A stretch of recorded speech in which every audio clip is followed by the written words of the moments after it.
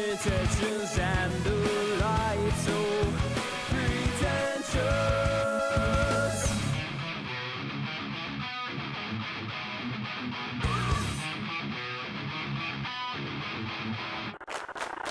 That's my worry. Why so pleasure? Like I saw space. Don't look back now, my white abode. Do you remember my white abode? But it's such a thrill just to find out. Sorry, you're lost. Owen, the air so cold and her mind so bitter. What have you done? To lose but false intentions and a life so pretentious.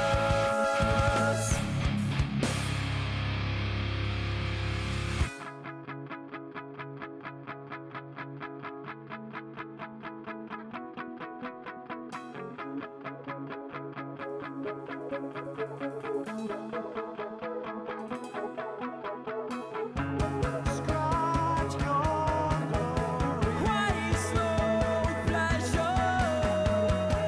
Don't look back.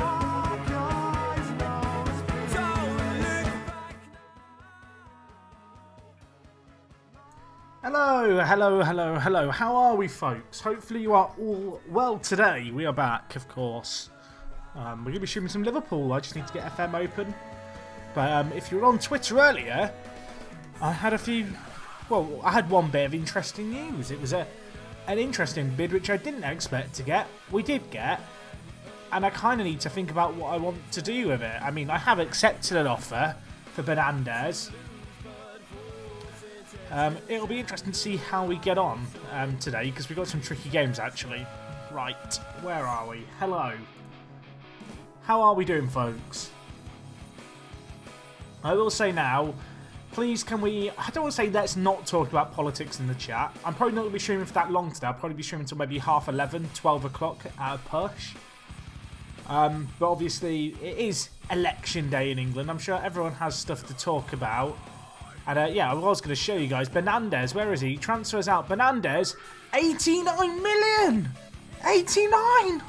Now, granted, Fiorentina do get 20% of the profit, and he'll get 5% of the actual fee, which leaves us with, well, we're going to end up with about £72 million for him. That's still mental. That is still mental. 72 million smackers. I mean, that's worth something, right? So yeah, we'll see how we get on today. Today, to open things up, we've got to play Tottenham. You can see I have played a few games off stream. We ended last kind of stream losing to Southampton. We kind of spanked all the teams you expect us to spank. You know, the likes of Borough, Brighton and Burnley. I guess the West Brom result was pretty good. They're down in 12th though, but yeah. I mean, they were a straightforward set of games really, and we came through them relatively unscathed. However, playing Tottenham today, if we lose, they've pretty much... Well, I can't see us catching them up. We'd be 11 points behind them. And suddenly that seems like a big kind of deficit to close down. On the mean hand, if we were to beat them today, we'd be, what, 5 points within them? And suddenly things kind of seem like they might be possible. Anyway, we're going to get straight into the first game. It's going to be against Tottenham today. We'll see how we get on. A little bit of team news that's worth perhaps talking about. Dele Alli came second in the World Golden Ball Awards. And actually, one of our under-23s won the European Golden Boy. It was Jose Prono who won it. He is, of course, the Paraguayan... I want to get this right. Is he Paraguayan? Paraguayan? Yeah, Paraguayan youngster. You can see he's on loan at Wolfsburg. Looks incredible. Going to be a good player for us, I think, next year, coming back into the first team. Tempted to recall him from loan and play him instead of Bernandes, who, of course, is leaving. But I don't know, when you consider that Bernandes is leaving for £80 million, or whatever stupid money it's going to be in terms of what we actually earn, suddenly Jose Prono at 19 years old seems like a fantastic option to have. So maybe we'll just bring him back and give him a whirl and see how he gets on. But anyway, we're going to focus on the here and now. Worth noting, the South Korean youngster has joined us, but he hasn't got a work permit yet. We're going to get one soon, I can feel it. So Lisa, he's still kicking up a fuss about wanting to leave, but he's still in the first team. You know, you can cry, you can say, I want to leave, boss. He's not going anywhere. He's got 4 years left on his contract. There isn't actually an optional extension. Did I? I must have acted on his optional extension between streams, I think, unless I did it last stream. I can't remember for certain. But yeah, I'm gonna turn off the music for today's stream. Actually, I've put it on, but people on YouTube watching the VODs back, they were complaining. They were like, "No music, Jack, please stop." So I'm gonna listen to the people. Feel free to turn on your own music. I know maybe some of you are gonna put Mozart on in the background to soothe your ears. But yeah, feel free to stick on your own music. As Dele Alli comes through, I mean, he came second in the World Player of the Year. He was out, of course, with a torn hamstring for a number of months, and well, a minute and a half in. Not a bad way to reintroduce himself back to our side. Getting that goal against Tottenham. A good little start. And, well, we can't complain. We're 1-0 up. Dele Alli, what a finish that is, by the way. Into the top corner. Can't ask for a better tucked away shot than that. Top bins. And, well, that's not too shabby at all. So I'm out with Newcastle. My first season back in the Premier, I'm 5th. Won the League Cup and 2 games to go. I have guaranteed Europa League. What? I had something like that. I don't know if people can remember. I played like the Derby save last year a little bit. I kind of played it half on stream, half not on stream. I think we bottled 4th place in our first season in the Prem. I think we got 6th in the end, but sometimes it just feels like everything clicks. You know, you get a few really useful transfer listed players as a newly promoted Championship club who just perform. But, well, we've conceded here. Worth noting, actually, Donnarumma is out injured. Ospina is coming back from a long-term injury, so it's actually Ward who's in goal for us. Danny Ward. I don't think he's actually played prior to this under my leadership. But he gets an appearance today because our other 2 goalkeepers are injured. Donnarumma's out for a few weeks. Ospina will be back soon. But, yeah, we'll have to see how we get on. Asensio, finish that. Lloris tips it over. Jack, how old are you? I'm 23 years young. It's a beautiful thing, I know. I mean, how old do I look? Actually, don't answer that question. Don't answer that question. Keita, finish that. I mean, we should have scored a few here. How old do I actually look? I don't know. 34. Hey, Spurro, what's up? Thank you for subbing yesterday, dude. I do appreciate it. 45. I mean, I don't know if these are trolley answers or not. 13. I mean, I'll take it. Young from my age, get cheaper bus tickets, cheaper to the cinema. Mid to late 40s. I mean, that's a dig. That's a dig. I don't know how much I like this. I will say thank you to everyone who's tuning into the stream. I know Ben was streaming. I don't know if Ben has finished and sent you guys here. Yeah, thank you for tuning in. Obviously, Ben streaming for a little while. I was kind of sat waiting, and then he opened up the Yarmouth save, and I was like, I'll start streaming now. People can filter over as they feel. I mean, let's go. We need a goal here, really. We've been on top in this game. Spurs, they've only lost 3 games all season. They actually recently lost against Wolves and Norwich, and that was in a run of fixtures where they also beat United and Chelsea. So it's a little bit odd for this Spurs side. It feels like they kind of go missing, and while we're hoping to make them go missing here is Dele Alli to Asensio. Passes it across Mbappe. It's offside. Everyone sit down. Everyone sit down. Hey Jack, how's it going? Do you mind me asking, did you go to Aberystwyth University? I didn't go to Aberystwyth, but I do have a few friends who went to Aberystwyth. I don't know if that helps you or not. My day has not been too bad. We are currently in January. It's actually the 1st of January, but we're set to sell a player for £70 million. And well, £70 million of that we'll receive. The deal itself is actually an £89 million deal. But we do also have £20 million in the bank. So we're going to have a bit of cash to splash, maybe, in January. So prepare for some panic buys. Prepare for some panic buys. How can we get on? Kante, Teo Hernandez, the left back, maraudering on forward. Not a bad finish, of course. His brother also plays on our side, although, I'll be honest, he's not played that much for us. But a nice goal here. Keita, deflected pass, but Kante's there. Fred through the left wing back, and what a finish. Tucks it away. I'm loving that. Jack, why is it that all the players in the German national team are greyed out? That is to do with licensing. There are fixes that will fix that for you, as well as getting all the German national team players, German national kind of club teams, the correct names. Alexander into the box. Oh my gosh, it's an own goal. We'll take it. Alexander-Arnold whipped in the ball, and Wimmer, he tucked it away. We're 3-1 up. We're flying away. Spurs, top of the league. They've lost 3 games so far this season. And, well, They were the team. Did we play them on the first game of the season? It was very early on in the season that we played them. We lost then. Hoping to get a win here. Do you have any tips for keeping interesting a save? Honestly, you just got to find what you enjoy in a Football Manager save. I kind of talk about this a lot. A lot of people ask me, what team should I manage? It's up to you to work out what it is you enjoy in Football Manager. Is it kind of developing players at a top flight team? You know, do you want a little bit of ground to make up? In which case, Southampton might be a good option. Are you someone who wants to perhaps be... Oh, I mean, we've conceded after 15 seconds. That's not ideal. But do you want to be someone who kind of develops players and has a bit of a youth team reliance, but isn't in the top flight? Crew Alexandria might be a good idea. Maybe you don't want to manage England at all and you're looking for something similar. One thing you can do is if you get to the kind of create manager screen bit and you hit, I think it's escape, you can save the game there.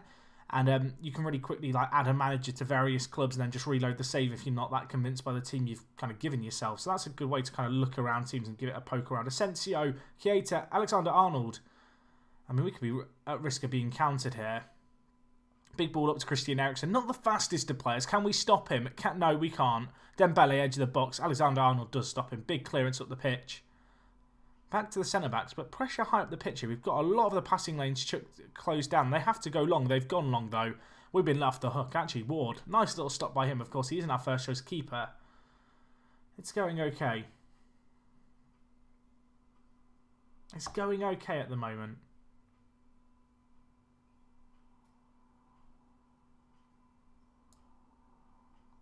Alexander-Arnold, he keeps it in. It's in the box. Keita, Dele Alli, lovely goal. I thought for a second Keita was going to shoot from a ridiculous angle. He actually made the intelligent option. If this is FM16, he shoots there, and we all get annoyed. We all get annoyed. But, well kept in by the right back. Ball in. I mean, if he shoots there, it might even go in, but he's passed it across kind of fairly unselfishly. 4-2, we restore our lead, and you'd have to say we've been worth it. We're going pretty strong here.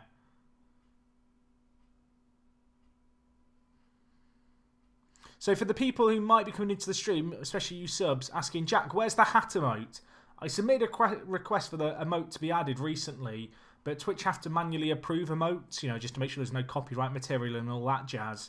And they've been a bit slow this week, so it's still not been approved, unless it's been approved in the last 10 minutes.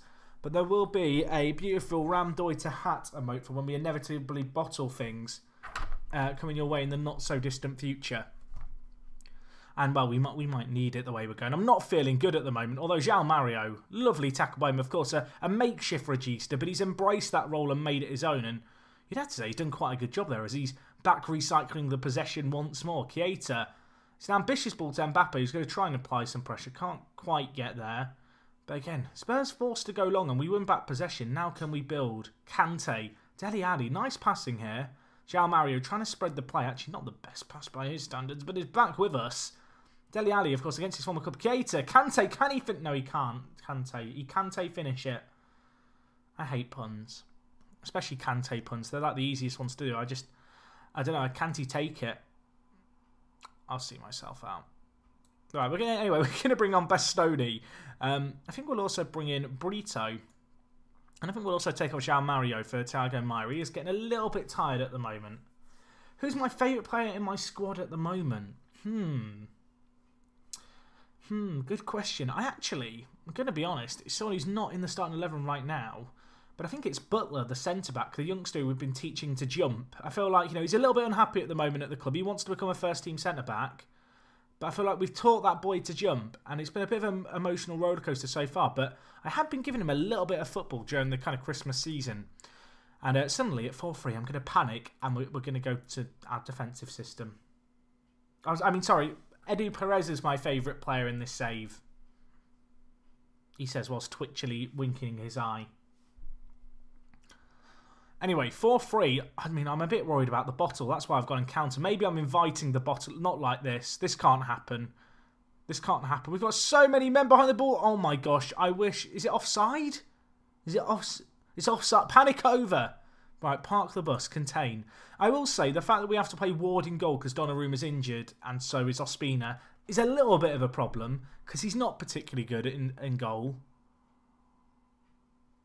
All the people writing bottled who haven't seen it's offside yet. I mean, you've bottled it really, haven't you? Let's be honest. Just calling you guys out now. You guys have bottled the bottle. In some ways, that's worse than anything else. Nice build-up player. Is there end product? I mean, not from Maya, there's not. He smashes it over. Daniel Brito is a regen we picked up at the start this year. He's Portuguese, playing for the Portugal national team. I can show you guys him. I've been trying to give him a little bit of first-team football. But he looks like a really, really good prospect. His goal-scoring record is superb at all different levels. Continental reputation already. And despite his inability in the air, he's really bad in the air. He's like 5'3". He's improved a lot as a footballer. And he looks like a really good player for us. We're currently training him to play on the right wing so he can cut in on his left foot as an inside forward. But yeah, he's one of a few players I'm trying to give regular first-team football to. And in some ways, the kind of amount of talent we have in the attacking midfielder position is kind of what makes me kind of comfortable letting go of Bernandes for the amount of money that we're letting him go, which is 89 million, which is obviously a lot of money. I probably wouldn't reject that anyway. But I was studying kind of our squad depth. And if you look at kind of potential ability, you kind of realise they're now under 23s and under 18s. We are going to we have a ridiculous amount of talent. Moise Keane, Ben Woodburn, Organ Fowler, Marcus Edwards. There's so many kind of different kind of players here with just a load of potential that I don't know. I feel kind of confident in the attacking midfielder position that we don't need to bring in a load of players. I feel like Moise Keane might be ready next year, on loan at Fiorentina this year, playing regularly for the Italy national team. Ben Woodburn's been on loan at Bournemouth. In all honesty, I think he needs a loan to a Premier League team. I'm tempted to cancel his loan and loan him out, but I'm worried that we might not get a team interested. In the centre of the midfield, we've got a few players. Walter looks like he could be a good little player. 19 years old. He's actually considered our key player. Or sorry, our hot prospect player. So he's probably one of the best of the bunch. He doesn't look incredible right now, but he is a really well-rounded centre mid at 19. And also Bruno Martins is looking fairly good. He's got 7 assists in, 24 games in the Championship. 19 years old, looks like he might have some potential as a real playmaker with 15 vision, 15 passing and 15 teamwork. But I don't know. I mean, you can see here that that squad depth is the potential ability of our under 23s and under 18s, and that's minimum of 3-star. If we lower it to 2-star, I mean, you can see how stacked our team is. Maybe the fullback position we could bring in a few more players. Maybe in the centre mids as well. But in terms of attacking midfield talent, I mean, Jose Prono is going to be coming back from loan. I mean, we might have to cash in on a few attacking midfielders the way things are going. What's the point in getting Moise Keane if you play strikerless? Because he's naturally a winger as well. He's a natural left attacking midfielder and a centre attacking mid. Seems logical to me. Anyway, I'm looking at this guy, Alan Granger. I'm actually yet to get the scout report on him. But Man City wanted him. And United signed a Scottish player recently that I was tempted to go in for. So I am getting a scout report, if I remember correctly. Yeah, we are here. Alan Granger as well is one of the kind of social media managers at Football Manager, who I've kind of met in real life and talked to a few times. So I'd quite like to sign him for that reason. But we'll give him a contract here. We're going to wait for the scout report to come in. I did get in the situation that I'm sure some streamers get in, whereby you're playing and you get to a certain point where you know that you need to stream from, in my case, the 1st of January. But you kind of don't want to stop playing the save. So I spent the kind of hour that I had on the 1st of January just going through all the youth teams and all the under-21 and, under-18 kind of teams throughout Britain. Because obviously Brexit is happening. Just kind of looking at the best talent. But we'll see how this Allen guy gets. And I'm going to delay that until we get the scout report in. But also, as I said, we do actually need a good wing back. So you might kind of tick that box there. It's also worth noting that I've got my... Director of Football currently renewing the contracts of all my staff. Give him 85k a week.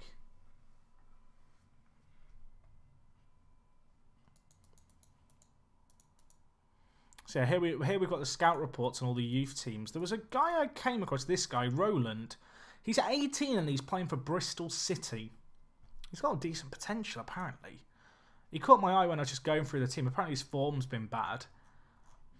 He might not be the best complete wing-back, but we are kind of short on full-backs, as someone actually in the chat has noted. How much do they want? I mean, the thing is, because Brexit's now happening, young English players, they're going to be at a premium, which is a little bit of a problem. And it's going to make it trickier, but we have already got a lot of players hoarded in. Philip Rolfe. I mean, he looks quite good as well. In fact, he looks like a really good centre-back. But he's a wing-back, apparently, or a full-back. I mean, could you train him to play centre-back still? His heading's his weakness. But he's got good speed and physicals. I mean, his physicals are really good. And those mentals are nice. That determination and decisions is really good. I wonder how much they'll want. It'd be interesting to see for kind of Bristol City and Ipswich how much they want for their youngsters. Apparently Ipswich are disappointed. He has a minimum release clause of 33 million. Well, that ain't being hit, is it? Let's be honest. Thing is, if we're selling Bernandez for 89 million, we're going to get about 70 million of that in transfer money. And I kind of feel like that would be good money to reinvest into just trying to get as many good young English players kind of playing with us as possible. This guy, Gary McGrath, seems good, although he's out for 3 to 4 months with an injury. Never mind. Hey, Stockport lad, how you doing, dude? Should I accept a bid of 60 million for Lallana? I probably would, because, I mean, it depends, really. If you're at Liverpool still and he hasn't renewed his contract, definitely do. Who are these players? Are they out on loan? They are. Out on loan from Arsenal. Consistency is a weakness. I feel like the most logical thing to do is going to be to try and kind of get in all the kind of players who are kind of at championship clubs but have potential. This guy looks good. Peter Arnott. He's not. I mean, he doesn't look great. But if we could get him for like 5 million, it'd probably be worth it long term. Huh. I hate the fact that that clause is snuck in there. Just try and get rid of these. I guess the other thing I could do is I could put in after league appearances 50 and then offer like a big chunk of money then. Because in reality, a lot of these young players probably won't play 50 games for the club, but those that do are probably worth that extra amount. See, if you were to offer, I don't know, 4.5 million for this guy, and then 6 million after 50 appearances, like that's probably 2 seasons worth of football in reality. League appearances as well. You'd have to be a first team regular for 2 years, and at that point, are you worth that extra bit of money? I mean, you probably are. You know, if you sign a player for £4 million or whatever, and there's an option of after 50 games you give them 5 million, he's probably worth that extra price tag, kind of the total price, if he makes those appearances. If you sell Perez and once up, and I'll never sell him Sperrite, it's fine. I feel like Ryan Sessington's always been hit and miss. For me, at least. I mean, I've not used him that much. I am also scouting Dybala. Oh, okay, we've got that Granger report in. Let's have a look. So this is the guy I was looking at, who I mentioned he looked good at left-back, and we don't have a good young left-back at the moment. Potential Premier League left-back. Richard Raymer, form professional. Championship quality. He is 18. When's his birthday? Actually, it's only just been his birthday. Is he playing regular first-team football at the moment? He is. Good average rating as well. How much did we bid? How much did I bid for him? I think it was like 10 million. Where are we? Where are we? In Granger. 6 million up front, and then 4 million after 50 league appearances. I mean, to me, that just kind of makes sense as a deal. He looks good. Really nice physicals. Stamina's good. His mentals are well-rounded, if not kind of perfect. Technically, he's got a long way to go. But he's 18. Obviously, British is a big benefit because we know Brexit is happening. I mean, that makes me think he's probably worth it.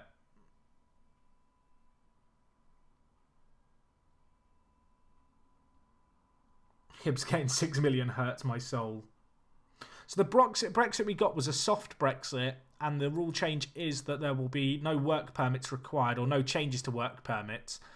But you can only have 16 non-British players in your registered squad, although all EU players currently playing in England will get non-foreign status towards that cap. But I still think that'll be quite good, you know, long term. Only being able to have like 16 foreign players, obviously that's still kind of 2/3 of your side. But it's going to put a lot of pressure kind of on teams to develop their own talent.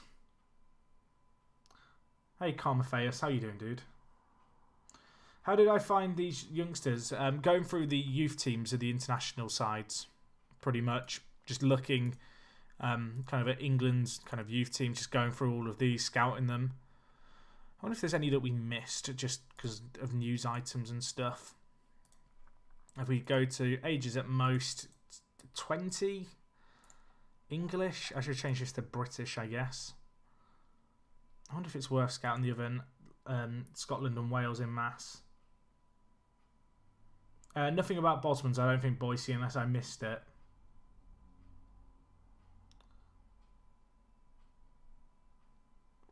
I don't know if the guy I fired got a new job, actually, friends. That's a good question. I can't even remember his name. I feel like I should be able to remember it. Can anyone remember the name of the guy we sacked? Alex Lacey, on loan from Chelsea. What about if we... Oh, I was about to say, what if we untick unrealistic? Already have it unticked. So that Rolf guy looks good. It's a shame that his minimum release clause is 33 million. Simon Tipple was a player I looked at ages ago. And when he first generated, I think I said, oh, he's going to be really good. I kind of still want him. Shame about his consistency being a problem. The thing is, Chelsea aren't going to want to sell him. Peter Drake. Let's have a look. Drake. Peter Drake, here he is. So we sacked this guy because our youth team lost 11-2. He doesn't want to come back and he's still not got... I feel bad. I mean, I spent 70 million for Ali Rasmus, so I guess it's a case of how much money you have to spend. There was a Welsh guy playing for United. I think it was this guy, Donovan Hickman, who I quite like the look of. He's got good mentals, good physicals in terms of his speed. Creatively, he looks quite good. And he's already playing for Wales' under-21s. I mean, scouted him on Regen Day and I missed him. Okay, well, that's not going to happen, is it now?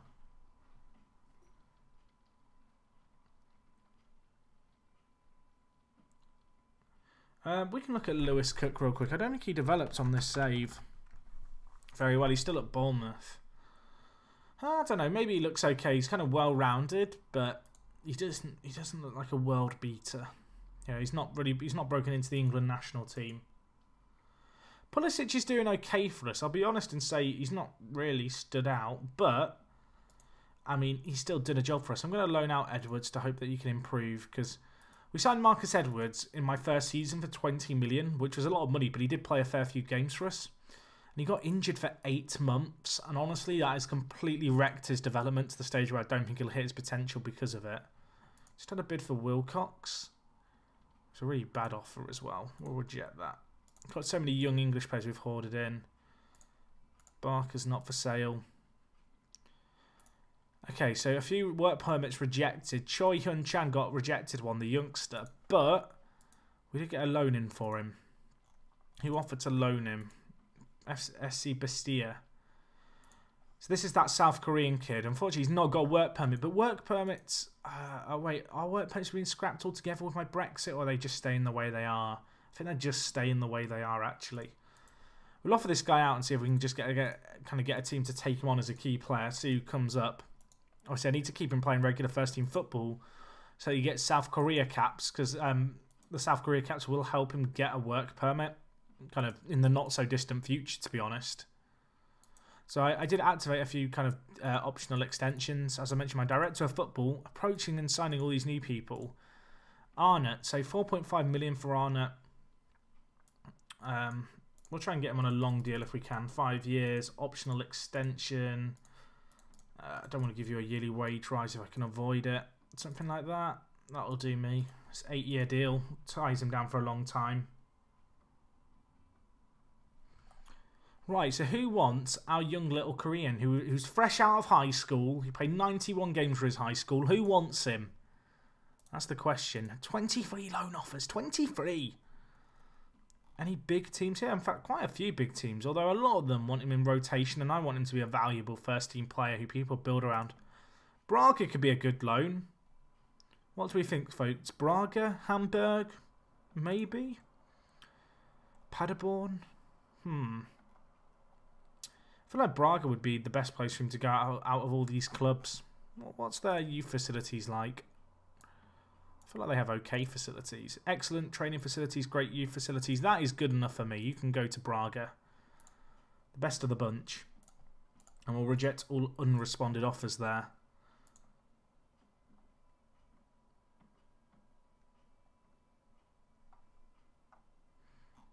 We could have loaned him to Hamburg, but he was only a first-team regular there, whereas Braga want to play him as a valuable first-team member, so he'll basically be a key player, which is a little bit more valuable. Anyway, Fernandes, he's going. 89 million pounds. We'll never have to struggle saying his name ever again. 89 million. 89. I mean, to be fair to him, he's played quite well for us, but this year, he's only actually played 9 league games. Like, if you look at kind of appearances this year, he's down the list, and he is actually injured at the moment, but that hasn't really kept him out of the team that much. He's just not played all that much. I'm not sure, Hobbsy. I'm not sure. Can we get hashtag bye bye Fernandes going in the chat? He's going 89 million. Like, I was always going to accept that offer. But, yeah, he's not even playing regularly in our first team, so we're going to sell him. Fernandes. Fernandes. I actually prefer that to bye bye Fernandes. So he's gone 89 million. We did have to give a little bit to Fiorentina, and he got a bit as a bonus. But ultimately, we still received the best part of £70 million for it. £70 million for him. Keita's been linked already. Well, that's good, isn't it? Keita, I feel like every transfer window, it's either Monaco, Juventus, or PSG who want him. I'm not that happy about it, the fact he's always interested in joining them as well. It's not good loyalty, Naby. Like, you've got to sort it out, son. So I mentioned Donnarumma's injury. He's out for another 10 days to 2 weeks. We've got Walsall coming up in the FA Cup third round. We have then got a week break, and Norwich should be an easier game, he says, through grimaced, kind of gritted teeth. But with that sale, we do now have £93 million to spend, which suddenly makes me feel like we should just go out there and just sign the best player we can. Whether or not that's the right thing to do, I guess, remains to be seen. I mean, in terms of our team, what would I like to improve? I guess that's the question. So right now, this is what I consider my best 11, I think. But yeah, we've got a few injuries. Klein's been out for a long time. He is coming back. His physicals actually haven't deteriorated as much as I feared they might. So that's something, I guess. Coutinho obviously is still out injured. How much longer are you out for? 6 weeks to 9 weeks. It's still ages away. Makes me sad. We don't really need depth at wing back, to be honest. At left back, we've got Theo Hernandez. As a backup left back, we've got Alexander Arnold, who can play left back and right wing back. We also have Lucas, who can play left back as a third option if we need it. And at right back, obviously, we have Klein. We then have Alexander Arnold, who I already mentioned. And then we have Lisa, who can also play right wing back. So I don't really feel like the wing back is like a massive area of weakness, really.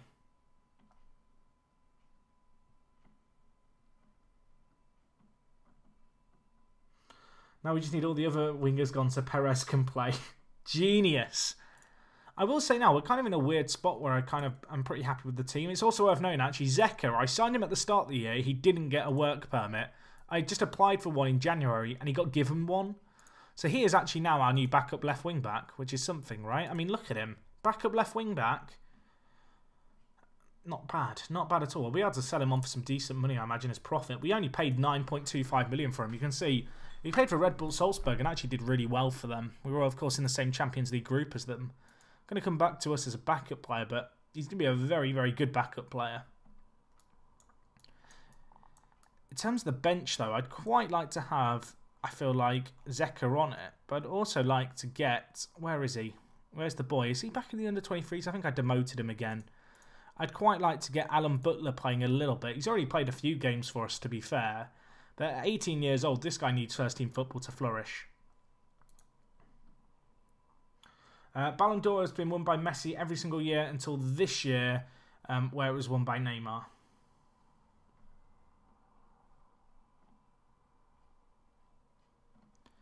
So you could maybe get a backup keeper.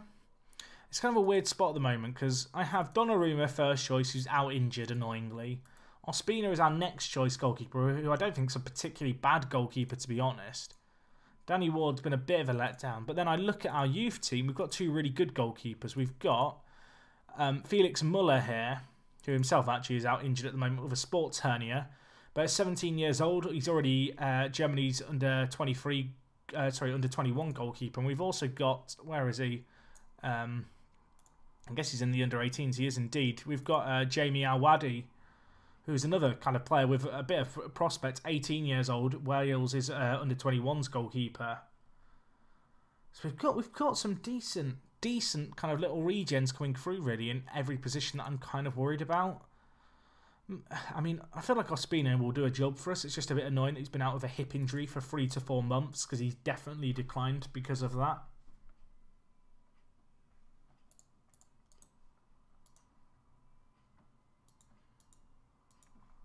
But yeah, we'll have to see how we get on. As I said when I started the stream, guys, I'm not going to be streaming until super late today because, well, it's election day, so I wouldn't mind slipping away and kind of watching the first few kind of results come in. But also, my sleeping pattern's been a bit of a mess over the last few days, particularly with me working during the week. Why are you bidding on our players, Arsenal? Go away. Do you want to just have him on a free instead, Blackpool? Because, I mean, you can. So that Roffy bid's been rejected, or Rolf bid, rather. How much would you want to pay for this guy? 19 years old, English. Lacks consistency, which is a bit of a concern. But he is very good. I will say as well, some of you guys might remember there was a German regen centre-back I was looking at one point.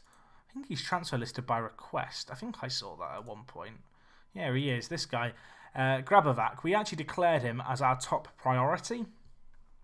And he's kicked up a fair bit of a fuss. His asking price is at 34 million. I feel like I'd be willing to pay like maybe 30 million for him, but I feel like we might be able to unsettle him further by putting like a £20 million bid. I mean, what do you think of this guy? I mean, he looks really good to me. It's a shame that he's injury prone and he lacks consistency, but he's 18, fairly professional, playing for Germany's national team at youth level. He's playing for Freiburg in the Bundesliga. I mean, he's got great natural aerial ability. His mentals are fairly solid. Kind of from a physical perspective, his physicals are great. The lowest is agility and stamina at 13. And he's got that heading, marking and tackling, which I always like to have in my players. It's just that injury proneness is a little bit of a concern. That's why I'd only pay 20 million for him. He looks so good everywhere else, but as soon as you see injury proneness, I feel like you just start to, I don't know, feel a little uneasy. It puts me off. I'll be honest, it puts me off, even with a big squad like we have. Anyway, a bid for Ward, that's interesting. I mean, if I was to get in another goalkeeper, it might work out, but I don't know if we need another goalkeeper. I mean, it is the argument, the fact that I should keep Donnarumma and Ospina, demote Ward, and then if we absolutely need it, we then just promote in Felix Muller to play centre-back, to play goalkeeper for us. Is that the option? He's very good. I mean, Al-Wadi would be the other option, I guess, in goal. Unfortunately, Grabara is probably just not going to play for us now. He's just not developed well enough. And when you compare him to Felix Muller, who's 17 years old, he kind of takes a dump all over him, unfortunately. How are we doing anyway today, folks? It's Thursday. It's the best day of the week as far as I'm concerned, because it's burrito day. The bid was for Glenn Ward. You mean we have 2 Wards? I mean, this shows how much I know about my team. Have I just been had? Have I just been had? Glenn Ward? No, you can't have Glenn. Good spot. Very good spot. How do we cancel this bid? Did I accept it? No, we want to cancel that. They've bid on the other Ward. They've tricked me. / I've not read the email properly. Right, get rid of that. So hopefully Choi Hyun Chan gets that loan to Braga. I think that will be a good loan for him. Should give him enough first-team football that he can maintain a spot in the South Korean national team. And then hopefully he can just kind of keep playing from there. Anyway, in terms of the team for today's game, I'm kind of tempted to just rotate the entire side. We're taking on Warsaw. Are they a championship side in this save? Yeah, they are. Okay, they are a championship side. I think we might go all out with team rotation today. If we just clear the entire team selection. I mean, this is now where we lose this game, but I'd quite like to give a lot of these younger players chances. Obviously, a few of them not really match fit and unable to play. But those that are match fit and do have work permits, we'll play them. We'll see how they get on. They say you don't win anything with kids. We're gonna prove them wrong today, folks. Although players like Mbappe will probably still play. if I'm honest. Bastoni, though, and Butler at centre-back will be interesting. Edu Perez will play today, folks. I know a lot of you will have been screaming for that. That's going to happen. I mean, can we fit all... I mean, we've got so much talent in the attacking midfielder areas. It's actually a bit of a problem. Pulisic can play centre mid, I think. What other young players do we want to play here who have potential? Unfortunately, a lot of them are either ineligible to play, or out on loan, or have work permit issues. Why are they ineligible? Have they played another game today? Okay, they have. I guess that's an under-18s game that some of them have been involved in. Can we fit those players we just put in the team together? Is that going to work? It's literally not going to work. Unless we play them out of position. I mean, maybe I just play Mbappe as a striker today. Blasphemy, I know. This doesn't fit, does it? I guess we'll just drop Mbappe for the game. That makes the most sense. And then I'll probably take out Pulisic, to be honest. We'll probably take out Pulisic and Mbappe and play a regular team behind that front three. Let's just quickly, if we disable the senior team. So this is our youth team. Are there any players I'm really missing? Not really. I guess we can play Marcus Edwards, although you can't play centre mid, can he? He can't. Well, that doesn't help the problem at all. Jack Goodwin could play. Is it Jack Goodwin? No, Jacob Goodwin. I went to school with someone called Jack Goodwin. What else do I want to do here? I mean, Philip Truger could play. I mean, it's a very rotated side for this game. If we lose it, I think we'll all know why. Pick without restriction, unpicked positions. So this is the team we might go with. Oh my gosh. I just realised I picked unpicked positions whilst not having the first team selected, so it didn't pick anyone from the first team to play. That's a mistake. That wasn't meant to be what I did there. Also, what happened to our left attacking mid?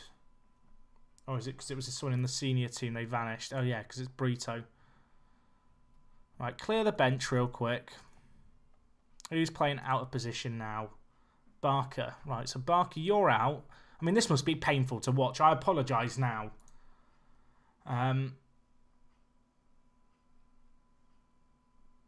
Why can't we pick unpicked positions? Why is that not an option?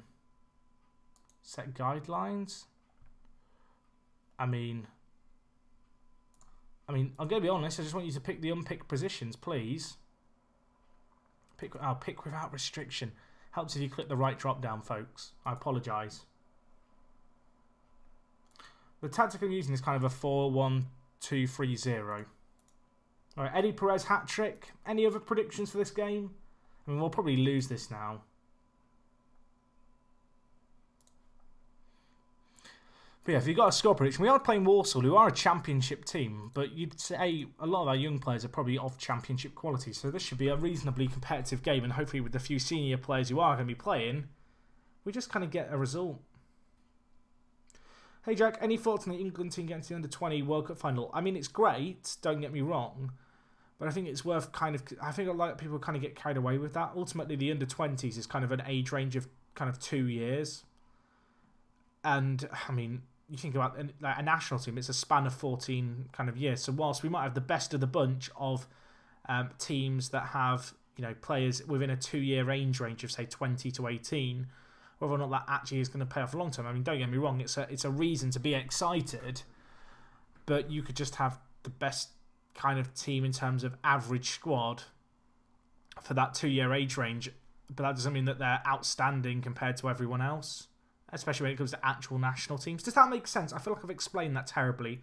My point is, I think it's fantastic, but it's a 2-year age range, and that's not necessarily representative of where English football will be in, say, 5 years' time, and they're all in the national team, because there's absolutely no chance they all will be in the national team.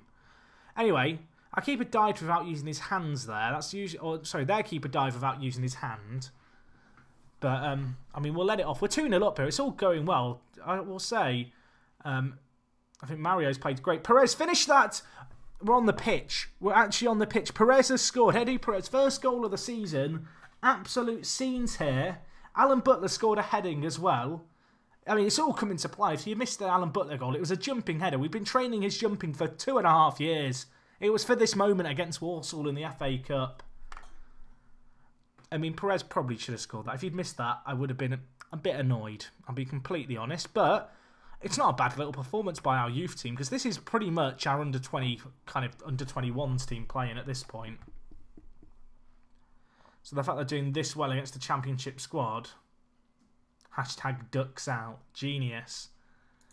Genius. Right, I'm very pleased, boys. Alistair Jacobs, you've not actually played that well. I'm going to be honest. Something better in the second half, please. Vidukas are being raised in the chat. That's when you know it's serious. Of course, if you are enjoying the stream, guys, make sure you are already following it. And if you are already following it, well, welcome. I'm glad that you're tuning in.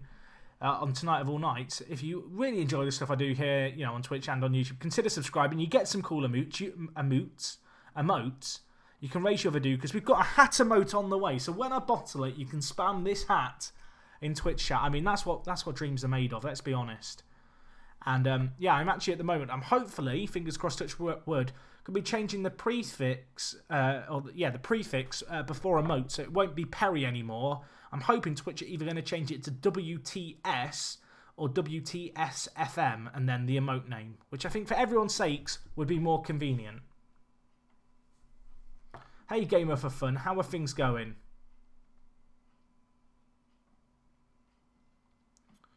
I mean, could we bottle this against Walsall? I'm worried. I am worried. I'm going to be completely honest. I feel like this is a bottle incoming. But we're going to stay on the front foot. We're going to stay positive with the kids. So we'll ask to see Alan Butler's goal. Let's just have a look at it. Did he actually jump for the header? That's what we need to know. We've been training this guy's jumping reach from 10. No, it wasn't. Was it 8 or 9? His jumping reach. It's up to 13 now. This is why. Look at that. He won a header. He won a... I mean, party. Party time. Anyway, we can't bottle this, I don't think. Why is it Perry? Because we used to have a regen called Wayne Perry many years ago now, when I was first partnered. And I'll be honest, I didn't really know what Twitch meant when they said we need a prefix for your emotes. I thought that was like the bit after the prefix. Turns out it wasn't, so it's been Perry ever since. But apparently you can request Twitch to change it.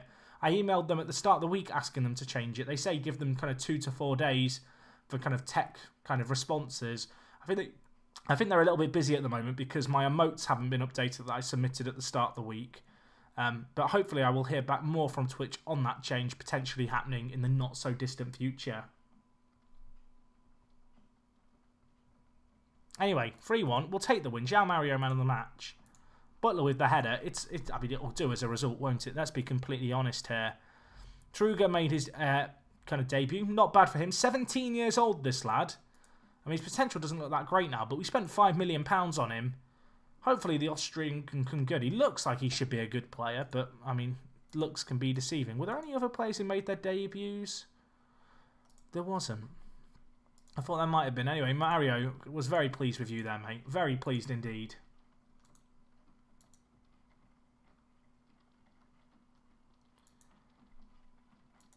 Let's see how we get on. So it is raining out. I hate the rain. Oh, contract signed. I forgot I offered these out. This is what I did when I was procrastinating before I came live. The Thiago Maia signed a new 4-year deal. Can we get an ooh in the chat? And Dele Alli, new 5-year contract until 2014. It's actually a 4.5-year contract technically at this point. But can we get an ooh in the chat, please, for that? I feel like that's exciting. Anyway, loan for Ronnie has been made. It's actually some decent money that Nuremberg are offering. I do need a little bit more money from them. We'll suggest that. I mean, look, give me $250,000 and you can have him. Right, let's just say 200k. They've withdrawn. I mean, I'm a little bit worried about Ronnie. I've brought him in as a centre-back. And we do have better centre-back prospects. He's only got 10 jumping reach. And as a fullback, he's nowhere near going to be complete enough to play complete wing-back in our system. So is it worth just selling him now? I mean, he's got a 3-year contract, but he doesn't have a work permit. I mean, could we get like 20 million for him? I mean, how much did we pay for Ronnie? Let's just check that first. We paid 5 million. It's a shame his jumping hasn't improved more because he's had a few loan spells. Obviously, If he had a work permit, I'd just keep him at the club and just train him in jumping reach. But because he doesn't, it makes more sense to loan him out. Anyway, Peter Arnott is agreed to sign for us from Huddersfield. I was playing in League One this year. Didn't actually play that well, but he's really interesting joining us. Homegrown, championship quality player. 18 years young. Some potential as well. Maybe he can come good for us. And I feel like at £5 million, when we have a budget of £93 million, I feel like that is perhaps a good little bit of business. I don't think we're going to lose that much money on him. If we do lose money on him, it's going to be £5 million plus his wages, which aren't particularly large.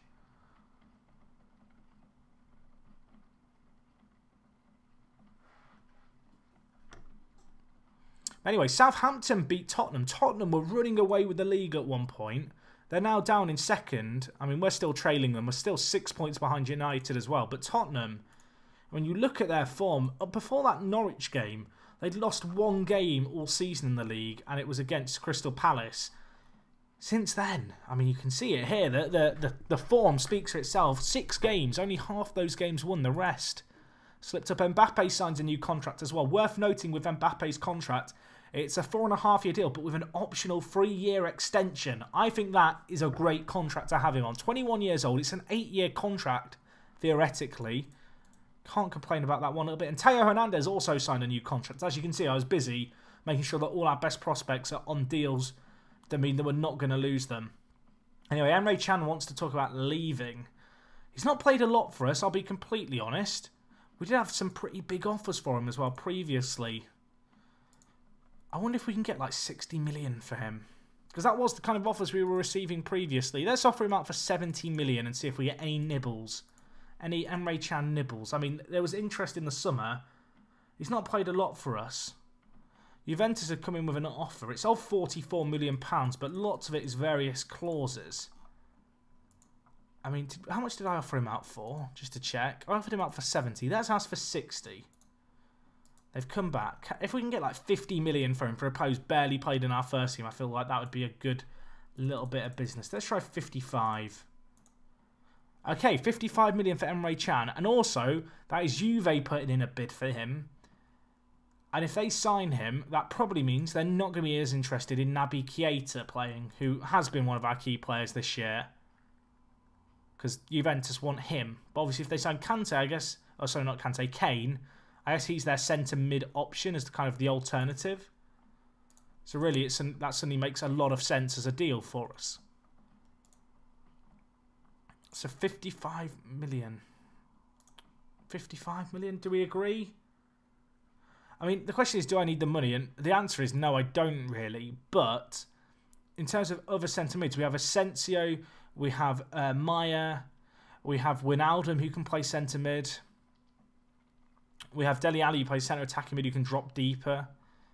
And the reality is that Emre has played 18 games this year. And my kind of general attitude is if a player has made 18 appearances, and it's actually worth noting if we look at his appearances on the history screen, 7 of his league appearances have come on off the bench.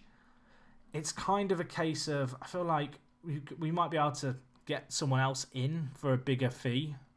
I mean, if we sell him for, what was it, 55 million? I think we have about 3.5 million to pay in loyalties. So we'll still get 50 million for him. That is going to leave us with 128 million pounds to just go there and spunk it on like one massive player, potentially. Anyway, some interest in Ronnie, which is good news. He's the Brazilian centre-back who, as I mentioned, he's not really developed as much as we would like. And I want to cash in on him whilst perhaps he still has room to improve.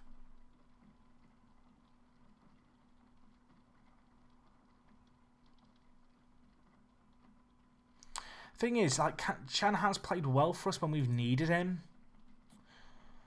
But you kind of look at other players like Thiago Maia and Asensio, they've just played so much more than him, and I feel like rejecting 55 million would be a bit of a mistake. I know he's really versatile, which I guess is useful. But he only has 3 years left on his current contract. He's currently always whinging about lack of first-team football. I mean, I know this season's been his best season by a mile, but to be honest, most of the games he's played in have been against the smaller sides. So those stats have just been inflated. You know, he was involved in the 4-0 win against Middlesbrough. He was involved in the win against Burnley. Again, came off the bench against West Brom and scored in the 88th minute. His goals actually haven't been of that much significance for the most part. They've kind of been goals in games which are already over. I mean, you can see there's just been games where we've just absolutely annihilated teams like Red Bull Salzburg. Again, scored against Burnley in a 6-0 win. I feel like those kind of goals that he's got are a little bit deceptive.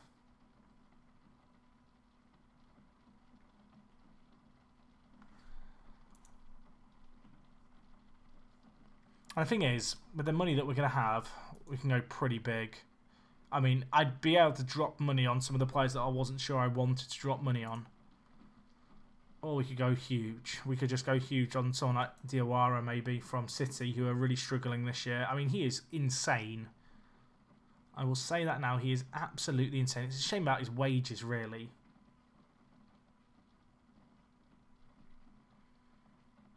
I mean, his wages is going to be too much, and I don't think City are going to sell him. I mean, we could just buy Jordan Henderson back. Hashtag bring Jordan home.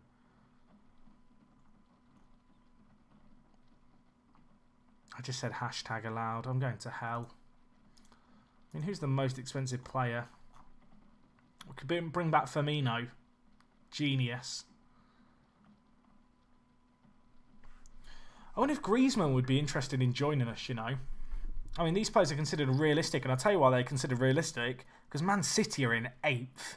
They are having a horrific season. They're having a worse season than Arsenal, who are down in 7th. It's quite interesting how much the status quo has been kind of ruined in this league. You can see last season, Arsenal finished 9th. I mean, what a name that is. Mamadou Bobo Ka.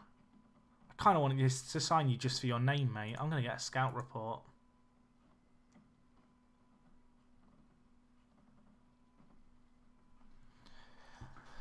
I mean, 140 million. Do I just splurge it on just one big player? Or is it worth getting into someone like Gabriel Jesus, who we know will just become good because he's just insane this year?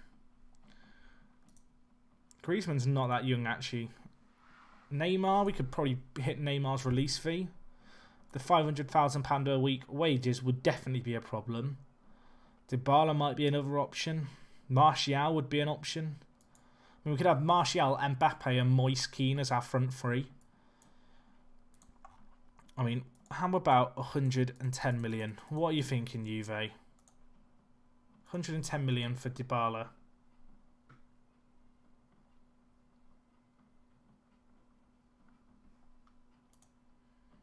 I mean, that Dybala bid's going to be rejected. Why not Laporte? Because we don't really need centre-backs.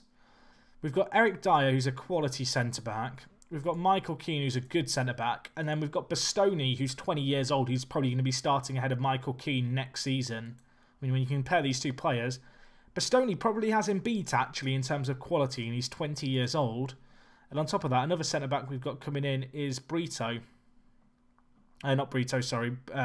Where is he? Let's find the man of the moment. Alan Butler, of course. Who, again, I'm going to put you in the senior team because you kind of are our 5th choice centre-back. And we also have, Llorente as well, who can also play centre-back, who's a great piece of backup, really, at 26.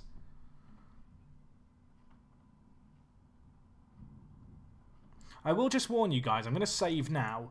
There's a thunderstorm outside my house. And I do occasionally get power cuts.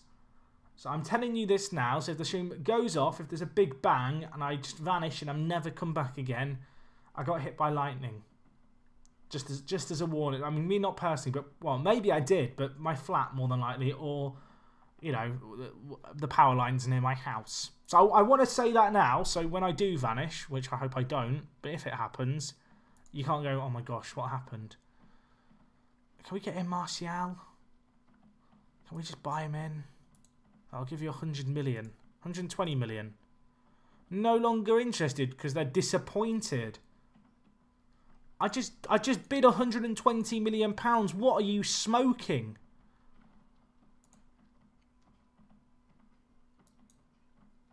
I got Llorente actually at the start of this season. He was signed on a free transfer by City a few years ago. And he had 1 year left on his contract, so I picked him up for 8.5 million. Which, I mean, he's a really good player. He's on a 3-year contract. We're not going to lose money on him. We could probably sell him on for some decent money, to be honest, if I wanted to. I mean, maybe it's worth just looking and seeing who's interested. He's only played 1 game for us this year in the league, and it was on off the bench. Could we get like 18 million for him? A player we bought in for nothing at the start of the year. I live in West Sussex. It's just God crying. It's okay.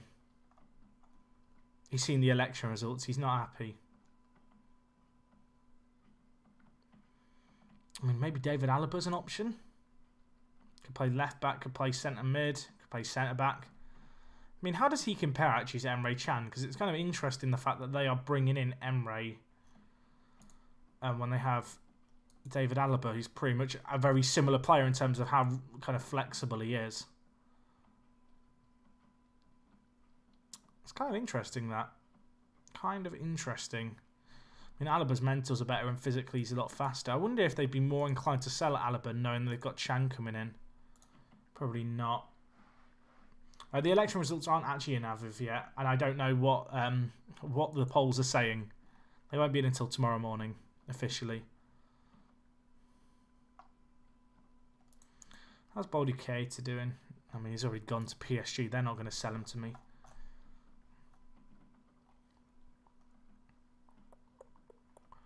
Any good players with their contracts expiring in 6 months? I guess we should check that. I already looked at a lot of them at the start of the year. What about in 1 year? Any kind of players playing in China? A fair few playing in China. Ricardo Goulart could be decent backup. Can also play striker.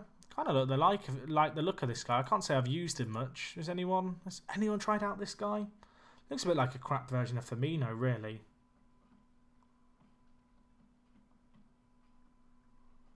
I did accept. Oh, sorry, I did accept a bid from Juve. I'm getting confused there with the Emre Can deal. Of course, Alaba plays for Bayern Munich. The reason I'm getting confused is because we of course sold Fernandez to Bayern Munich for 89 million. So that's me getting my wires crossed right there.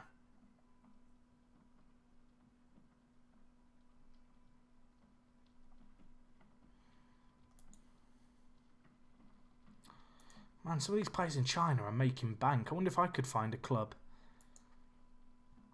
Lucas Lima might be an option. He's a pretty good centre mid. I don't know if he'd get the work permit. He was kind of in Brazil's national team at the moment. I'm curious. I'm curious. I mean, he's pretty good, isn't he? Playing for Inter. Can't say I've ever heard of this guy. Mattiasinho. Interesting.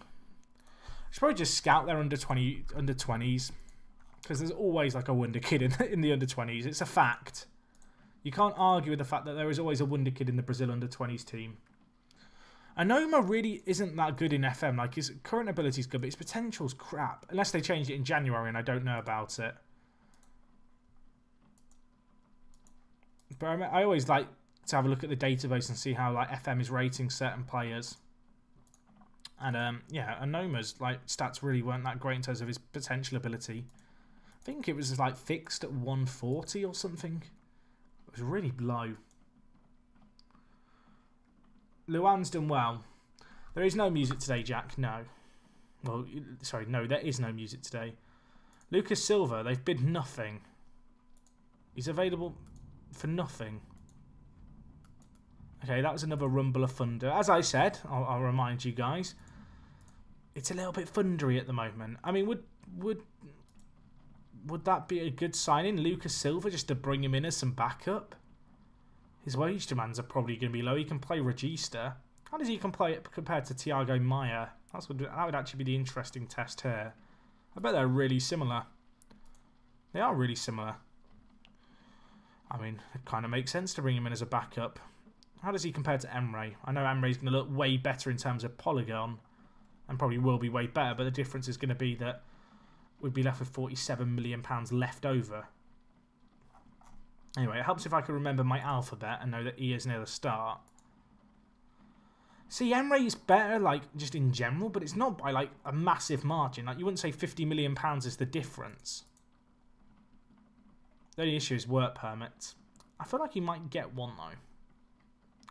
Has big matches and consistency as strengths. Wage demands aren't going to be massive. Probably will be happy to be a backup as well. Well, this would be a pretty logical transfer if we can pull it off. I'll offer him 60 grand as a rotation option. 60 grand as rotation. Take it or leave it, Lucas. Don't be greedy. Don't be greedy. 60 grand, take it or leave it. 60 grand. I'll give you 61. I'm negotiating here. Rotation. Yo, totally a botanist. If it was not to donate every time I drop by this point. Thank you very much, dude, for the $5 donation. Can we get some love in the chat? Was Lucas's contract expiring? Oh, it is. It is. I mean, still, £3 million is not that bad. Oh, why do you want so much? Look, I'll give you 70 grand, but you have to be a rotation option. Is that too high? Is that too high? I mean, when I look at the wages across our team, 70 grand probably does put him in the realms of rotation.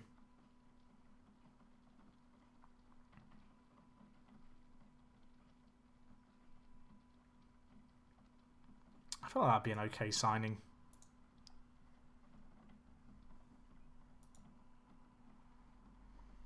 Totally a botanist. Can you write in the chat a second? I can't see your name. I need to mod you, dude. You've donated a lot recently. I do appreciate it. Wait, you're already a mod. What am I chatting? My brain's not functioning today. I forget who I've given modship to. One day there's going to be a power revolt and I'm never going to know who did it. Suddenly the entire chat's banned. Right, so Marcus Edwards goes out on loan. Alan Granger signed to us. Finally, we have a backup left back. And just someone who can play left back. Donnarumma, welcome him to the club. He's Scottish. Let's make sure we teach him how to speak English. Oh, wait, you can't do that in FM.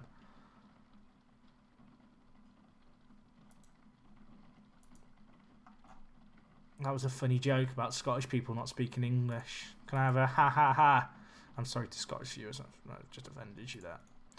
Right, Alan, you can also be made available for the under 18s ongoing.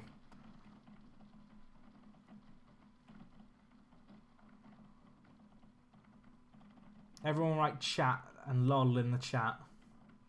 Why do I even want a left back? Just because my youth team doesn't have a left back.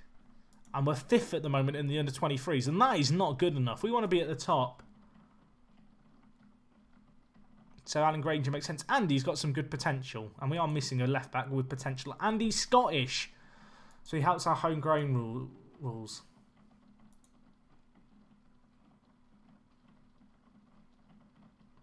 Well, Aled Willis. I don't know if you know this. Or Aled Wills. Sorry, I can't read names. You say about you the fact you had a left back called Alan Granger who plays for Swansea. He is a face in the game player, and what a face in the game player is it's usually a dev, or sometimes it's friends of Sports Interactives or people who've donated to charity or prize winners. They basically get put in the game where they'll appear as regens, every kind of in most saves. So Alan actually just happens to be one of the guys who works in the marketing department, like managing the social media channels for Sports Interactive. So that's why you've got someone called Alan Granger in your save, and I have too, because he's a real person. I like to believe there's a little bit of him in every one of us. I mean, I've just signed a left back, and now I found this guy. I mean, he's probably not going to get a work permit, but I kind of just want to sign him. What if he did a loan back? I'll loan him back to the end of next season. You want 20? What are we chatting here? What are we chatting? Right, let's just sort out some negotiations here. Look, there is no sell-on fee. No sell-on fee. That's not being included. Don't try and include it. I'll loan him back to the end of the next season. I'll give you 10 million for him. And, here's the big and. After 50 games in the first team, 5 million. They love that. I've probably overpaid now. But we have the money. We have the money. We have the money. He looks pretty good, doesn't he? Let's be honest. Those physicals, that is well-rounded physicalness. Consistent. Potential to be a Premier League left-back. What's the weaknesses? He can't speak English. He's not very good in the air. He's a left-back. He's not very good at jumping. He's a left-back. And he wouldn't get a work permit. He mightn't cost too much. I mean, lots of 10s there as well. That's worth considering. His physicals are sick. They're good.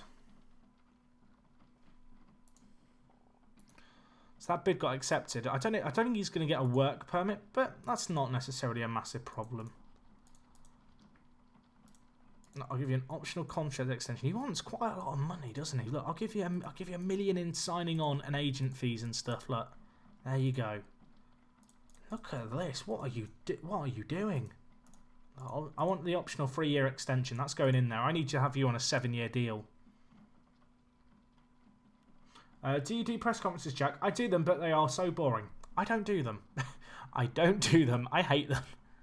I think they're awful. Were there any other 5-star players we scouted there? Jesus. So his parents wanted to call him Jesus, then decided he wasn't quite godlike. He looks quite good. How much do they want? How much do you want? That's too much. Was there any other 5-star? Luis Fabiano. I feel like we looked at this guy before, maybe. I mean, he looks really good, doesn't he? He could play Regista for us long term. 15 passing, 15 vision. Great decisions.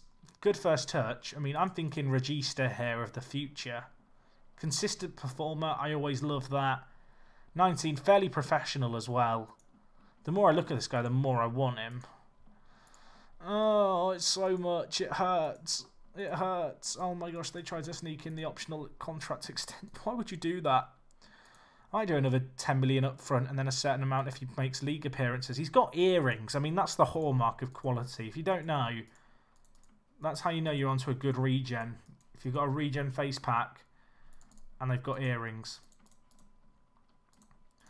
After 50 league games, I'll give you another 5 million for him. And I'll loan him back for 12 months. I mean, they're actually talking to me, so that's something, right? 16 million. I feel like that's quite... What do we think? I think that's a good deal. I mean, a work permit's unlikely, but we're going to loan him back for it. Did we put loan back for a year? I'm trying to remember now. Is that something that we snuck in there? Loan back was for Luis Fabiano, and the other guys got it as well. Kind of makes sense.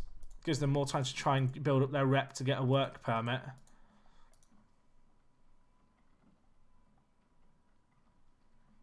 He wants a lot. These players want a lot of money. I don't like it.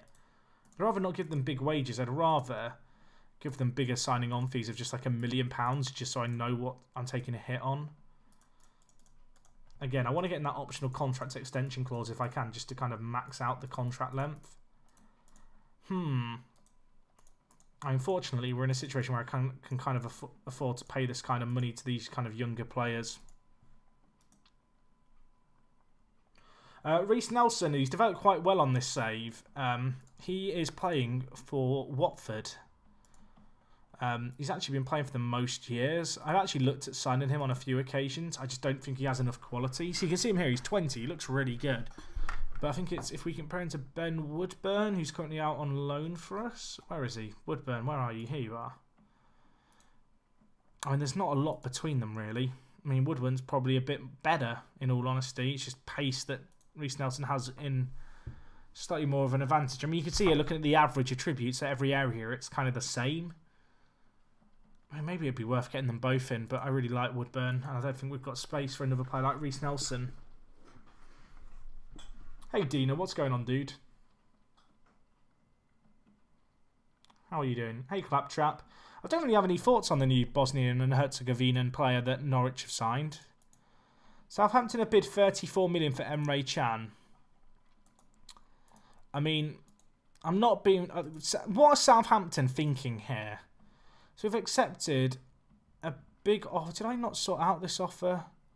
Did we not agree the term with Juve? Did I forget to hit accept on it? We agreed 55 million, if I remember correctly. This is the bit where they're now going to say, no, we don't want to pay that anymore. Okay, they do want to pay it. So we've accepted 55 million. Southampton come in with a non-negotiable 34 million. How did I forget to accept that Emre Can deal, and why did no one tell me? You've all let me down there, boys. See you later, Rasmus. Have a good night.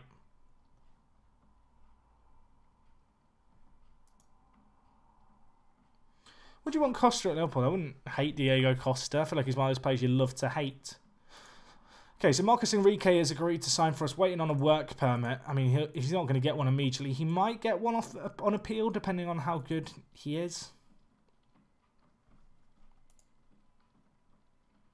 So Luis Fabiano's that other youngster in the Brazil national team who we've agreed to sign. I mean, they look like a pair of bargains, don't they? Let's be honest. We just look at them. Fabiano, 19 years old, 5-star potential. Consistent. Weaknesses are really just the fact he might struggle to adapt and he's not that great in the air. For Marcus Enrique, similar story. Loads of strengths on this guy's. Again, work permit could be a problem. They don't necessarily want to sell him. We've managed to sign him. He's championship quality, but he's 18. How old is he for an 18-year-old as well? Is he young 18? He's young 18 as well. He's only just turned 18. Is that... What about Fabiano? Yeah, he's young 18, young 19 as well. He's literally just had his birthday last week.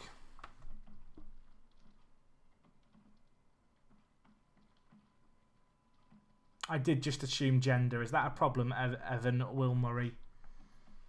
A problem.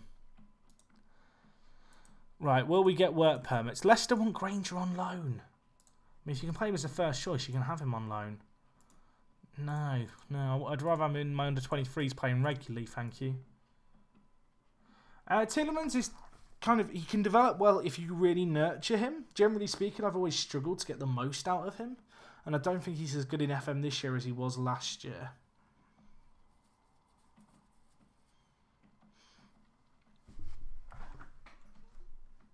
How are we doing anyway, folks? What have people got planned with their Fridays and weekends? Have you got anything exciting? You know, the football season's over now, so for me it's always a bit weird at weekends. Southampton drew with Man City. That's kind of a good result for us. Spurs and United both won, unfortunately. Arsenal slipped up against Borough. Got this game in hand, but we do need to win it to keep within 6 points of United, who do have better goal difference than us as well. It's not ideal. Not ideal. Building a PC. I mean, that's a good way to spend a weekend, assuming it's your own PC. I mean, not that building a PC for someone else is a bad thing, but... Right, so Lucas will hopefully get a work permit. That's going to be made in a day's time. Alan Butler has been showing remarkable improvements in recent training sessions. Alex reckons that Butler would be a decent player for most Premier League sides. Has his jumping reach gone up again? Look at that. 12.8. He's learning to jump, is the boy. I mean, how good can he get? How good can he get? He wants to join Spurs still, though. I'm not happy about that. You've got an optional contract extension of 3 years, mate. And you've currently got 4 years on your current deal. I mean, you've got a while to wait before you can join Spurs. Playing cricket tomorrow. Oh, I wish I still played cricket. Going to England v Scotland. Decent. People having exams tomorrow. I mean, I'm sorry. I hope you're revising hard and that I've not ruined it for you. All I'm saying is, as you write your name at the front, just think of me smiling right now. You know, imagine me with my hat on. It'll help you in your exam. You just have to, when you sit down there, you know, you're looking down the aisle for your name on the solo desk. Just look. Imagine this. This is what you should imagine. I mean, this is weird now. Just make sure you don't work the space as your name on your exam paper and you'll be fine. Anyway, Donnarumma's still out injured. Do I risk him? What was his injury? I'm trying to remember. A calf strain. Can I play a goalkeeper with a calf strain or is that too risky? What do we think, folks? I'm going to give Brito the nod, by the way. The 19-year-old. He needs first-team football to develop, but he's been great for us. Klein's almost back to full fitness, but he is really struggling still. Or rather, he's almost back to kind of being away back from his injury. But yeah, you can see his condition. He's basically dead.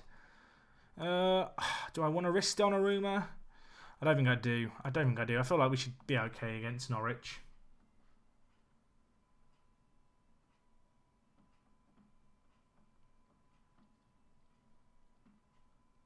Can you get Butler a pogo stick? He doesn't need a pogo stick. I got him one for Christmas. Anyway, score predictions. Get them in here. We're taking on Norwich and they've got James Maddison. There's a familiar face. If you don't know why he's a familiar face, you've not been watching the Hereford series on YouTube and well, you should go and watch it. It's a great series. Hopefully we can shut down Maddison today. I know what you can do.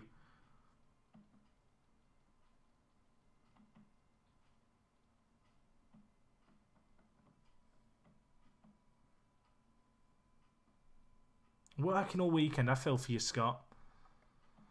Brito, no. That better not be a bad injury. It's probably a dislocated shoulder, if I had to guess. We'll bring in Pulisic. I mean, at least we have like a natural replacement there. What level did I play cricket? I had trials for county level, but I just played at village level. But I played in the highest kind of league all the way up to under 18s, and I also used to play men's cricket a little bit from like 16. But I used to play wicket keeper. Back in the good old days, I used to play like number 4 when I batted as well. I wasn't too bad. But I've not played wicket keeper in I've not played cricket in years. Good times. I mean, it's a deflected shot that's gone in. It's not ideal. Have I ever played hurling or Gaelic football? I've played neither. I've watched Gaelic football in the same way that I imagine. I'm trying to think of a good example. It's like I've caught Gaelic football and watched it similarly to the Olympic events. I'm sure we all have this. You know, you're watching the Olympics. You find yourself flicking onto a channel with an event you've never really cared about in your life and never ever seen before, but you just watch it compulsively. That's kind of me with Gaelic football when I see it's on.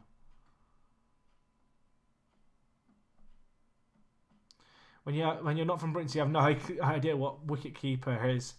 It's how would I describe it? It's like backstop. It's the guy who catches the ball when it's bowled. I feel like if you don't know cricket, you might not even know what bowling is, so that probably doesn't help. Basically, there's a guy someone throws the ball. There's a batsman from the other team trying to hit the ball, but then the person who throws it has a teammate stood behind where the batsman stood to catch the ball if the batsman misses it. That's what a wicketkeeper does. You look like a wicketkeeper. Well, thank you. I'll take that as a compliment.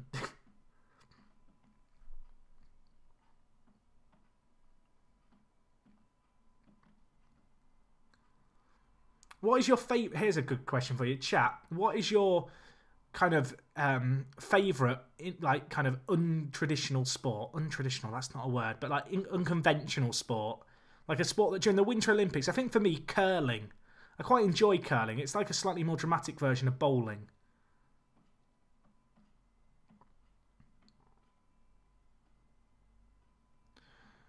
Like, what is your sport that if it's on you get excited about? Maybe there's one that every Olympics you like look forward to. At least Pulisic has scored now. I mean, the comeback's on, I believe. Quidditch. I mean, I've not caught that yet. Dave, I mean, there's always one, mate, isn't there? There's always one.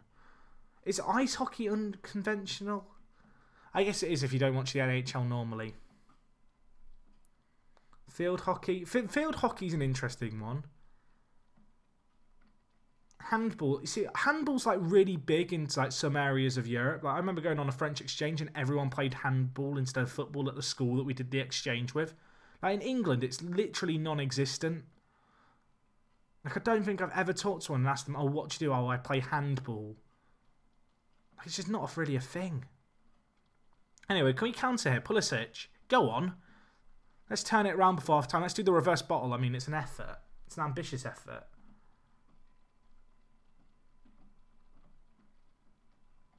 Tug of war. I mean, that did used to be in the Olympics along with town planning, so... Boys, where's the passion? Where's the love? Asensio, get on the pitch. Get on the pitch, my son.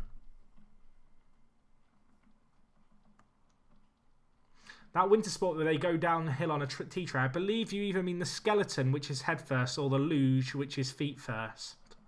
Don't ask me why I know that.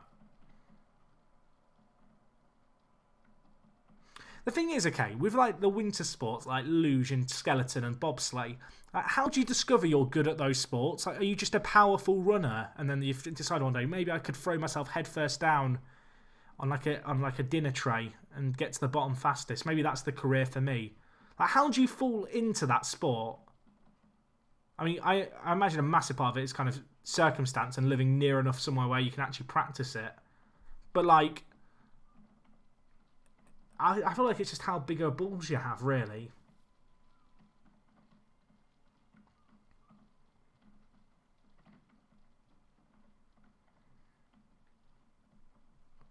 I feel like it's one of those revelations. I imagine a lot of the people who get like into the skeleton, they're probably watching National Geographic and they see like the clips of penguins sliding down hills on their belly and they go, wish I was a penguin. They kind of go on Google and think, oh, what's similar to this? And then they discover there's literally a sport where you pretend to be a penguin.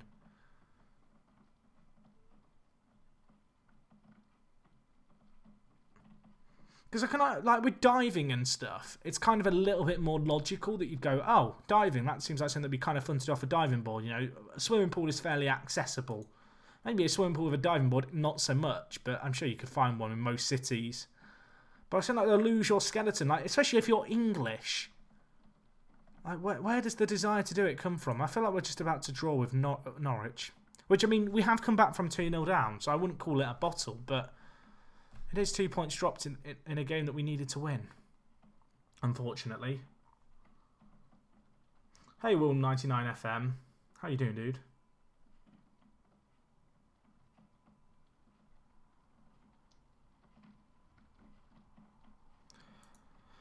What do I want to say? Unlucky boys. We'll go with that. It's not the best result. It doesn't really help us, but we are actually 7 points ahead of Chelsea, and top 4 was the aim this year. We had a really, really rough start to the season. We've never really been in contention to win the league, and I feel like our hopes are slowly dwindling now. Anyway, Brito's out with a shoulder injury, only for a few weeks, fortunately. And Mbappe picks up man of the match. I mean, Mbappe's actually improving quite a lot. Look at his anticipation. So far, since October, in 3 months' time, his anticipation has gone up by 1.2. That is really impressive. It's a shame his finishing still lingers around 12. It's at 12.4 now. But it was 12.2 when he joined us. He really hasn't improved in that regard.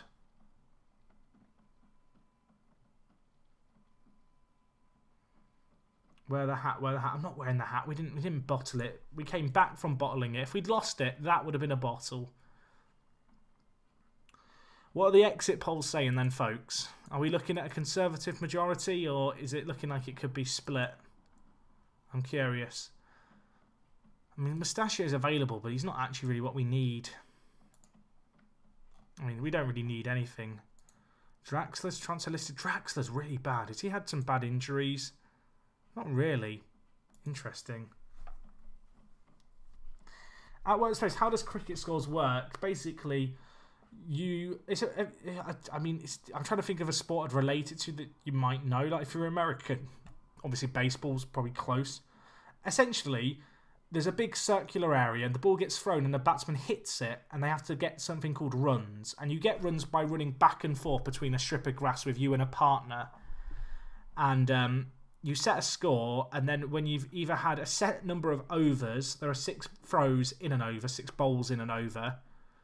And so at some formats, obviously, you play over 5 days. Some you play over 50 overs, or 20 overs is another. I mean, this is just, it's really difficult to explain cricket concisely. I feel like, go on Google. There must be a really good YouTube video that's like, what is cricket? Like, cricket for Americans. That's got to exist somewhere.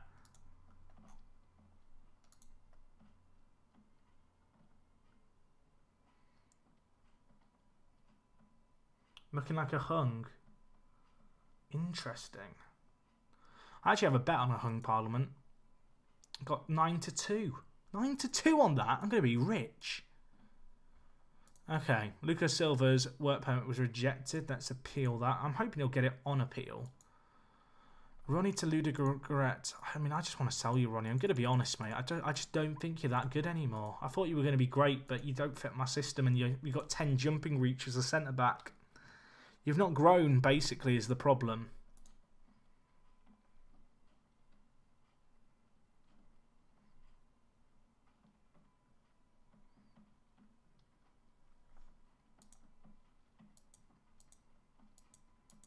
Brighton want Granger on loan. I mean, is it worth? We've just brought him in for my reserve team, so they have a player. But would it be worth sending him out on loan? I mean, if you can make him a key player. I mean, if he's going to get regular first-team football as a left-back at a Prem club at 18, I mean, you're just going to do that, aren't you? That's a good loan as far as we're concerned. Right, Fabiano, appeal your loan. Of course, the 2 Americans we've got coming in who I don't think are going to get work permits, we have got clauses in their transfers, which mean they're going back on loan for a year anyway, so them not getting work permits isn't actually the end of the world.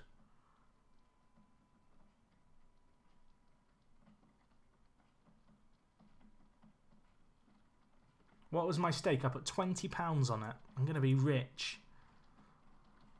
I'm going to walk out of £110 if it's not a majority to any party. So Choi Hun Chan, he's going off to Braga, our little Korean high schooler. You know, he's graduated high school now. He's come to England. Didn't get a work permit, so we're sending him over to Portugal to hopefully tear things up there. Colin Casey, I feel like we should get you tutored, mate, if I can. Who have we got? Michael Keane would be a good good tutor. That was the one that my board already suggested, but that'll help get Casey's determination up.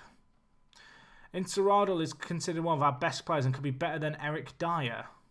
Interesting. Ronnie, okay, Ronnie, one of the best players, could be better than... I mean, I'm trying to sell you, Ronnie, and no one wants you, but I've changed my mind now. You can stay. You're a hot prospect still, I'm afraid, Ronnie. I mean, where am I going to play him? He doesn't really fit anywhere, and his jumping reach is awful, right? Get him on the... He's already on the trampoline, but he's not got a work permit, so he can't actually play. And then unless Jacobs could become a key player as well. But he's actually regressed this year, this guy. He was really good last year. Actually played in the first team a little bit. He's got worse. It's not ideal. Have I made any signs in the past half an hour? Not any significant first team ones. We've got a few youngsters who might be coming in.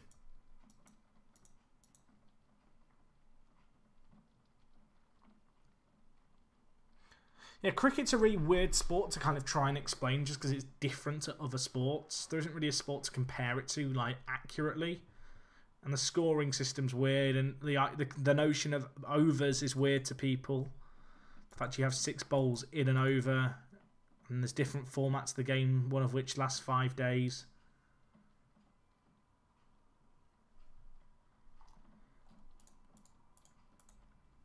I mean, we've had our standard bids coming in for players who aren't available. I really should just select these all to reject all. I mean, Ronnie, you can go out on loan, mate. You're going to be a key player. Okay, so Enrique's not got one. We'll appeal it. I doubt he's actually going to get the work permit granted, but as I said, and I'll say again, he's going back on loan for a year, so it's pretty pointless. Butler set to stay. Following speculation over his Liverpool future, strong centre-back Alan Butler has revealed he's set to stay at Anfield. Butler had previously expressed doubts about remaining at the club following interest in Tottenham, but with their attention now focused elsewhere, he is expected to remain a Reds player. Is that weirdly done for me? I feel like it should be Butler had previously expressed doubts remaining at the club following interest from Tottenham, comma, but with their attention now focused elsewhere, he is expected to remain a Reds player. Those commas are in weird places to me. I feel like the comma should come after Tottenham, but should be the connective, and then you don't need the second comma. I mean, I don't want to be a grammar Nazi, but that just doesn't read as well. Hey, Bexy, how you doing? I mean, I don't like my commas in the wrong place, boys. That's all I'm going to say on the matter, yeah? Yeah, I taught proper London then. I only lived in North London for 6 months. It's changed me. Lucas Silva's been granted a work permit. Excellent stuff. We're going to delay that.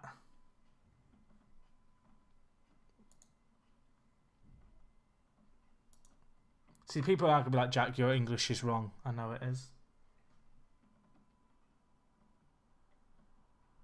Some people are going to agree with me. Some people are going to disagree. I think we should use less commas in this world. You know, we live in an area of budget cuts. If we could cut less commas or more commas out of our sentences, we'd live in a more sustainable future. That's all I'm saying.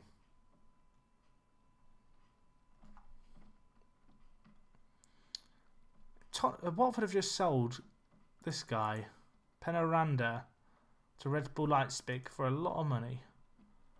So who's this regen? I mean, they've spent a lot of money on him. He better be good, City, or you've spent a lot of money on an average regen. I mean, we've made £76 million this window so far.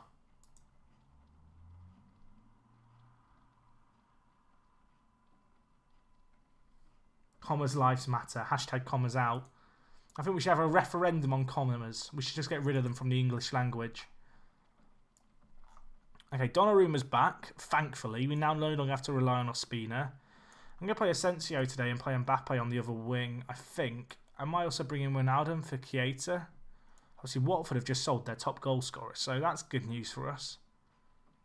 I just realised Zeka's not actually registered. We should sort that out at some point. We'll put Alan Butler on the bench. He's loving like the time he's getting on the bench now. Let's just quickly sort out the registration so that Zeka is included. Of course, he didn't have a work permit before. Sure, LSP, we can quickly go through the transfers this window. There's not been too many of them, really. The big one, and actually the only one, really, was Bernandez. He's left us at 89 million to Bayern Munich. We have now become Bayern Munich's feeder team, and Southampton are our feeder team. It's like a food chain, really. A few other players going out on loan, and then in terms of players brought in, Choi Hyun Chan finally joined us, the Korean high schooler. And we've got a few little regions in. Peter Arnott here looks fairly good. I'm going to make him available actually for the under-18s, just so he's guaranteed to get some first-team football. We also brought in Alan Granger, who's an interesting Scottish player who actually is looking very likely to get a loan move to be a regular at Brighton for the second half of the season in the Premier League, which is going to be a really good loan move for him if he gets the first-team football that they seem to be offering. So that might be something to look forward to.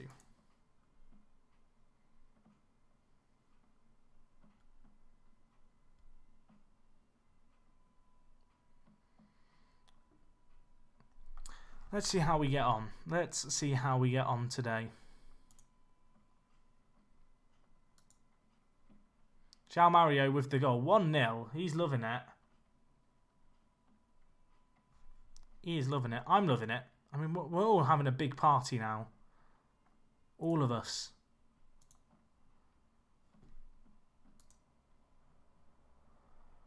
One 0 up.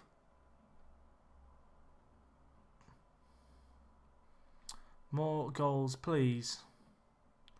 Dele Alli from wide. Goes wide. Can he cross it in? I mean, the keeper's had a bit of a nightmare there. Unfortunately, we couldn't get the rebound in.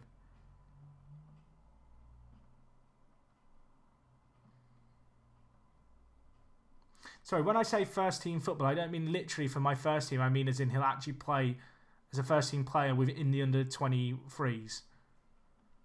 So he would be a first team. When I say first team, I mean as in he'll actually play in the matchday squads rather than just being on the bench. I explained that terribly. Either way, 2-0 up. Dele Alli scores.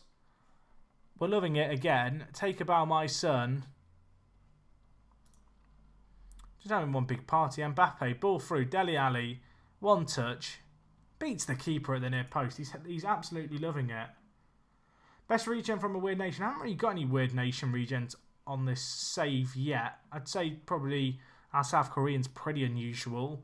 But the weirdest I've ever had, I had a player from Mozambique called Lourenco who was incredible as a striker. Like, I think he got 20 goals a season in the Premier League for like 8 years in a row.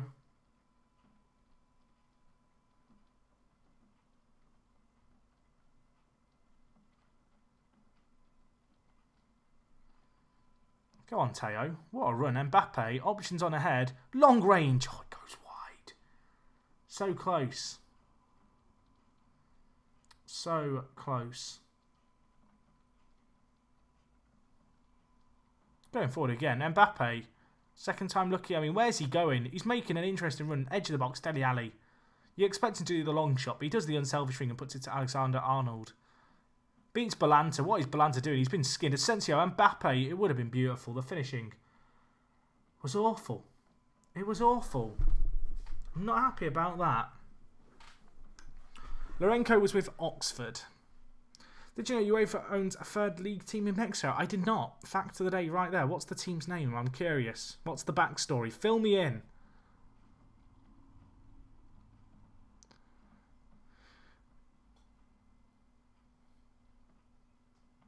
João Mario, Mbappe, Kante, options on ahead.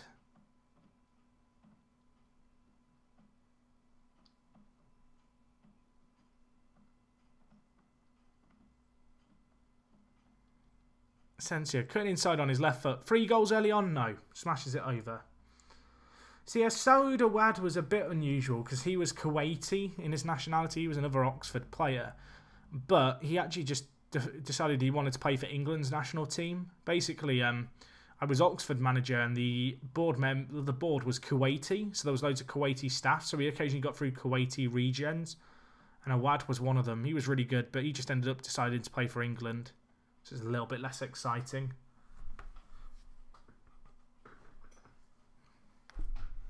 Can we get another goal before half time? You'd have to say, but all the chances we're having, we kind of need to get one here, or else it's going to be really, really underwhelming.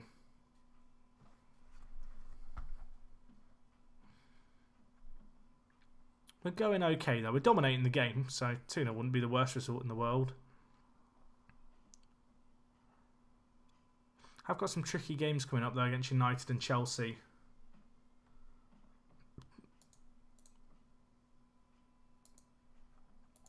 I think Liverpool are most likely to go for De Vrij. From, is it Roma? De Vrij? No, it's not Roma. Who is it? Help me, chat. Help me. Send help. How much did I sell Firmino for? We sold him for £93 million to Bayern Munich. That was a good deal. Asensio finished that. Lovely goal. Lovely. Everyone just relax now. Lazio, thank you.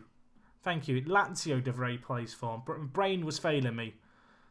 Don't know why I had Roma in my head. I guess Roma and Lazio are rivals, so it makes sense. That's the excuse I'm going to go with. 3-0 up though. Asensio scoring right after half time. Cannot argue with that one little bit. With Van Dijk, basically there was an alleged illegal approach by Liverpool for the player. So Liverpool had to, well, Liverpool put out a press kind of statement yesterday basically saying they had no more interest in the player whatsoever and they wouldn't be making any further approach for him in the future. And Southampton, I think, just kind of accepted that, or the Premier League accepted that, and that basically decided they weren't going to investigate Liverpool's dodgy tapping up of Van Dijk, which was actually leaked from within the club to the press. The fact that essentially Van Dijk had agreed personal terms with the club before he'd actually ever signed a contract. Was that an own goal? It wasn't an own goal. It looked like an own goal in 2D.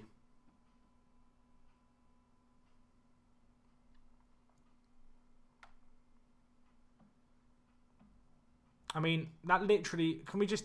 The game has given this to Dele Alli, but I do not care what anyone tells me. Dele Alli has not scored this goal. You cannot tell me that this is Dele Alli's goal. Like, regardless of your political beliefs, your religious beliefs, your gender, your age, your ethnicity, your annual income, your current health. It's not Dele Alli's goal. It's literally not his goal. Please tell me how Dele Alli is the goal scorer of this. We're going into slow motion. It's that serious. Why is the during highlight speed not working? Oh, it is now. Okay, Dele Alli. I mean, it's literally not hit his foot. It's hit the defender's leg. Literally not his goal. Anyway, we'll go back to watching the game in 2D Classic. Enjoy the rest of it. 4-0 though. It's going well. Hey, João Ferreira. How you doing, dude?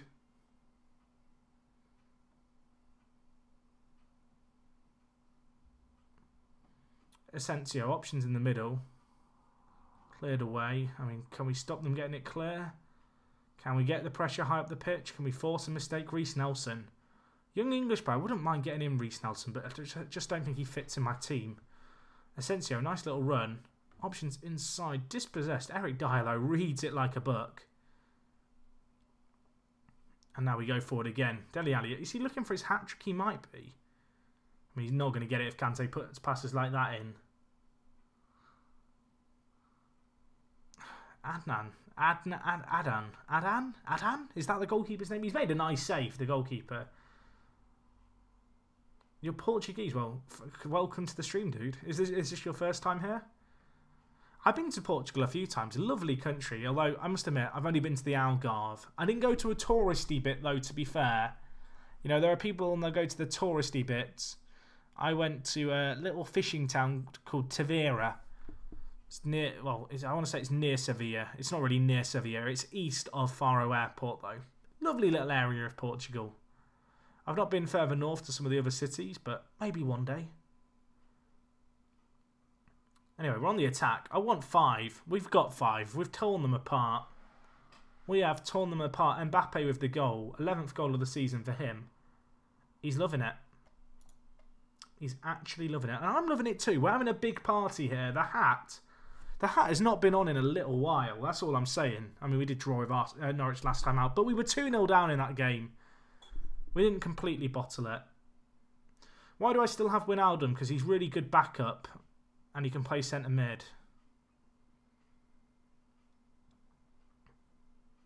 Article, I can't read names, I'm sorry. You're from Belgium. I've been to Belgium once. I went to Bruges. just for the day. I was staying in Lille in France, but it was worth the drive, I must admit. Lovely country, Belgium, from what I saw of it. I'd like to go there again, to be honest. Can we get 6? Can we get 6? We got 6. We got 6. We're destroying them. We're destroying them. I'm just having fun, yeah. 6-0. 6-0. 6! If you're watching the stream, guys, where are you from? Let me know. I'm curious. I'm not going to be able to read everyone's out. I will, like, skim read the chat, though, as there's a flood of answers. Where have you been? Well, not where have you been. Where are you from? Let me know. I want to get a feel for the international viewership tonight. If you're one of those lurkers, if you're listening on Xbox or, you know, you've got your Xbox on your TV, open up your phone with the Twitch app. Start typing in. And can you type in chat on Xbox? I think you can. Make the effort. Where are you from? Suddenly the chat burst live. We've got Slovenia, Holland, Middlesbrough. I mean, Middlesbrough is not quite as exotic as some of these other places. USA, Canada, Iowa City, Glasgow. I mean, I love Glasgow. I went to Glasgow for the first time last year. It was really nice. Denmark, Germany, the Czech Republic. Can I say, for all of you guys kind of in a more eastern area of Europe to England, thank you for staying up tonight, because I know it's not early for some of you guys. In fact, it is literally the middle of the night. I appreciate the fact you're spending the middle of the night with me. I hope you've not completely ruined your sleeping pattern for this and you've not got work or school in the morning. We've still got a wave of places coming in here. I mean, these later typers, I should give kind of shout outs to them. We've got Botswana. I don't know if you're trolling or not, but if you are from Botswana, that's wicked. Perth, Australia. I mean, you're probably in a good situation, actually, if you're watching this in Australia. The Netherlands, Portugal, Bristol, Retford. Oh, Retford. I used to play football at Retford at junior level many years ago. Not for Retford. I told the players I wasn't very happy. We won 6-0. That was a mistake. Retford, if you ever play Retford in a football match, they do chip butties at the end of the game. Literally the highlight of my Sunday League career was the Retford chip butties. What else we got? I'm going to scroll back up a little bit. Serbia, South Africa. I mean, for some of you guys, it is literally the middle of the night. I appreciate the fact you're staying up.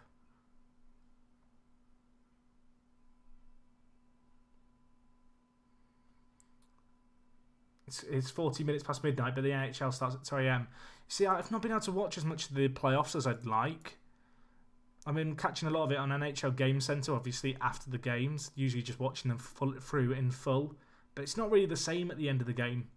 Anyway, Emre's going to bugger off. See you later, Emre. Thank you for your services. He's done okay. You've been a fantastic servant, but £55 million for a backup player, I'm taking. I'm sorry. I have to take that. That does now leave us with a transfer budget of £135 million. I mean, do I just go for someone like Alessio Romagnoli? Is Romagnoli good this year? Is he better than Eric Dyer? I guess that's the question. Is he better than Eric Dyer? I mean, there's not a lot between them, to be fair. How much can we get him for? See, 38 million would feel like a massive amount, but actually that's not a lot at all. Not with our current transfer budget situation. Douglas Costa's available. Niang's available. I mean, I'm okay.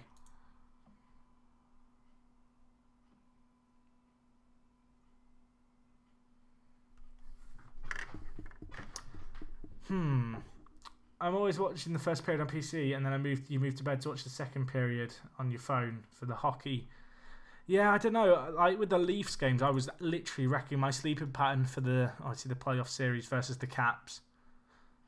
Like my sleeping pattern at work was horrible. It was worth it, and I would have kept going for as long as the Leafs were in it. But as soon as the Leafs are knocked out, obviously it's like it's not worth ruining my sleeping pattern to watch hockey live when I can just catch it the next day. Rock hasn't really developed that well. See, I was looking at Dybala, but he's just not available. I mean, we could maybe... I guess we could just put in the bid of 125 million. I don't think Juve are going to want to sell him at any price. I'm a Porto fan. Do you like Andre Silva? I don't really have an opinion on Andre Silva. I don't watch enough of the Portuguese Football League, I feel like, to have that well-formed opinion. It's one of the leagues, actually, which I got really into whenever I go on holiday to Portugal. Like, I find myself watching the local TV a lot and going to sports bars to watch the games. But there's just some leagues in England that you just can't really follow that easily.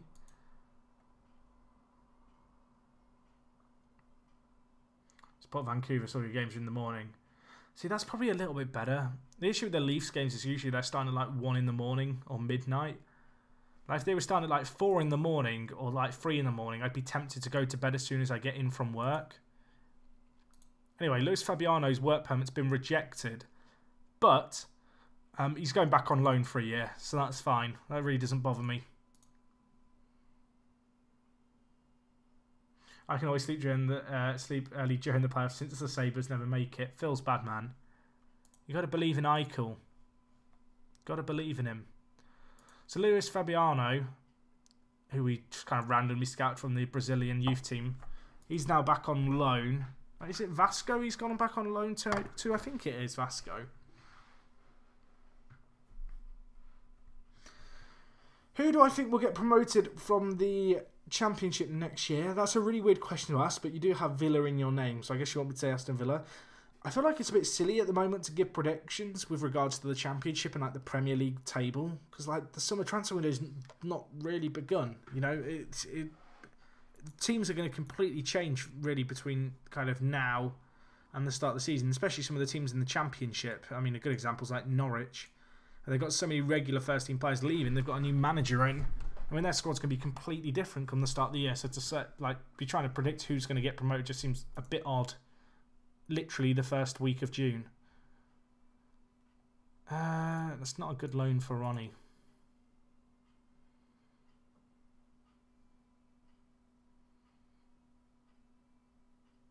Let's have a look at how Kuki develops. I've not seen much of him in the save. He's playing with West Ham, so he's not done badly.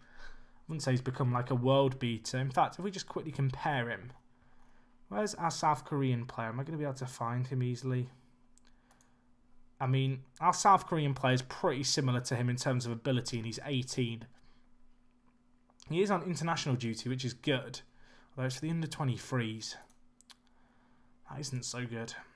Because I'm hoping that he's going to start getting some international caps towards his work permit. So we've actually got some really big games coming up. I need to rest the players. But we have got Chelsea and Manchester United in our next 2 games. So that's something to consider. Fabiano's out on loan, so we might as well send him back. I mean, how much longer is Coutinho out for? 4 to 6 weeks. That broken ankle has wrecked him. I'm not doing too bad, thank you, Norwegian Yoshi.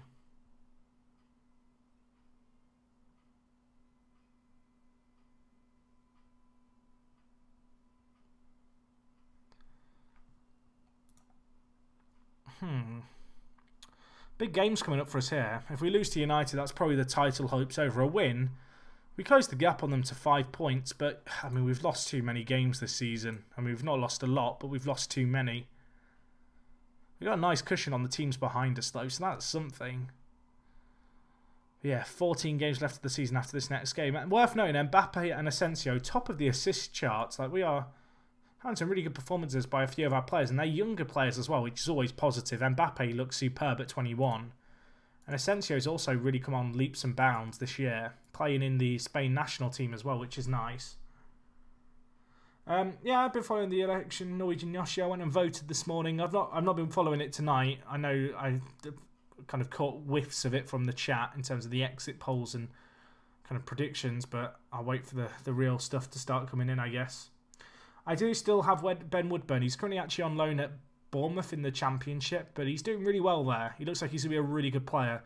He was actually called into the England national team, although he didn't actually play for them during kind of the period he was brought in. But yeah, he's going to be a really good player for us, Woodburn. But at the moment, I've just got him loaned out just because it kind of makes the most sense in our current kind of predicament. Region Day's not really that far away. Also, the transfer window closes soon. I mean, would it be worth bringing back Jordan Henderson? Probably not, if we're being honest. Probably not. Lucas Silva's going to be a good signing, though, just as a bit of backup in the centre mid department with Emre leaving. In terms of squad depth, though, we're in a pretty good spot in terms of squad depth. At least in the senior side. You kind of look across the team. We've got coverage everywhere you'd really kind of want it and need it. Which is, well, a great situation to be in. I've been playing essentially a little bit as a centre mid and a little bit as a right winger. Well, right inside forward, cutting in on his left. It's kind of just been filling in wherever I've needed him to. Okay, another work permit turned down, but again, it's a player who's going back on loan for a year, so that's fine. Lisa, good news from him. Lots of improvement in recent training sessions. This guy's looking really good. I still feel like he could be a great wing back. If he can just improve his tackling and marking even just a little bit in his positioning. I mean, hopefully his mentals will develop with time, but yeah. I also, of course, I'm training him to play left inside forward, or at least I was. I actually changed my mind on that. I'm going to go back to training him to play left inside forward. I know it's a little bit odd to have a player who plays left wing or right wing back, but kind of cutting in on his right foot is obviously beneficial, but his defensive capabilities are really, really good. If he can just improve himself kind of technically and mentally just a little bit. I mean, I don't know if I now want to train Lisa actually as a right winger, because I don't think he's ever actually going to play there in our team the more I think about it. Kind of the more I think about it, the more I'm kind of sat there thinking, actually, he's probably not going to end up playing right back for us. Sorry, left wing for us, because we've got so many players there. We'll just keep training him as a complete wing back, to be completely honest. I think he's done quite well.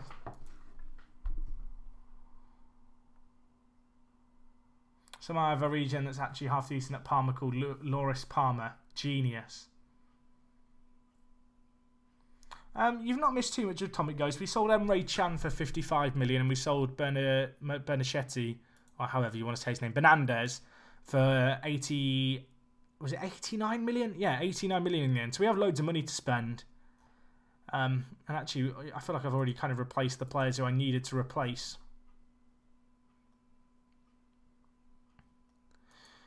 See, part of me really wants to sign Rob Magnoli, but it just doesn't make sense. We've got loads of other players already coming through.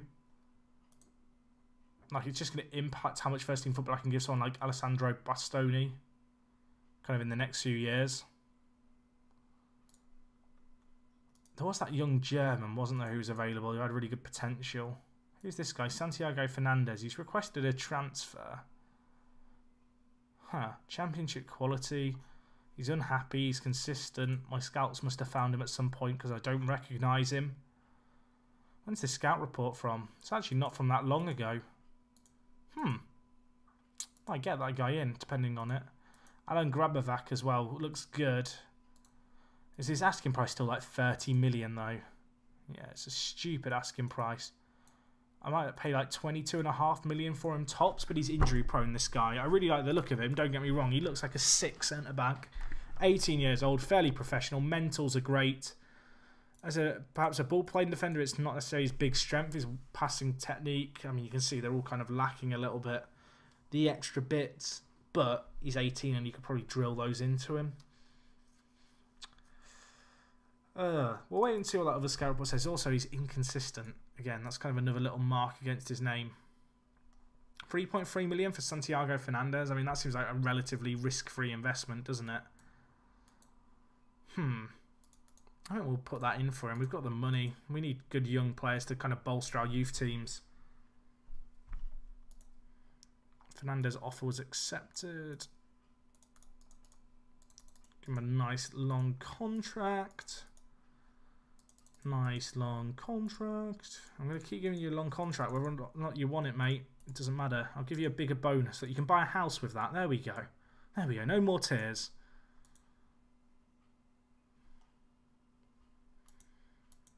Okay, now we've got United. This is the big game. I mean, do I just put in a bid for Pogba to unsettle him?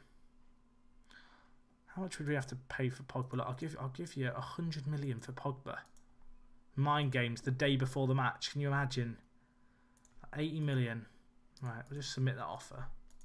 He's not going to be interested anyway, but we'll submit the offer. So it's the mind games we're playing with Manchester United here.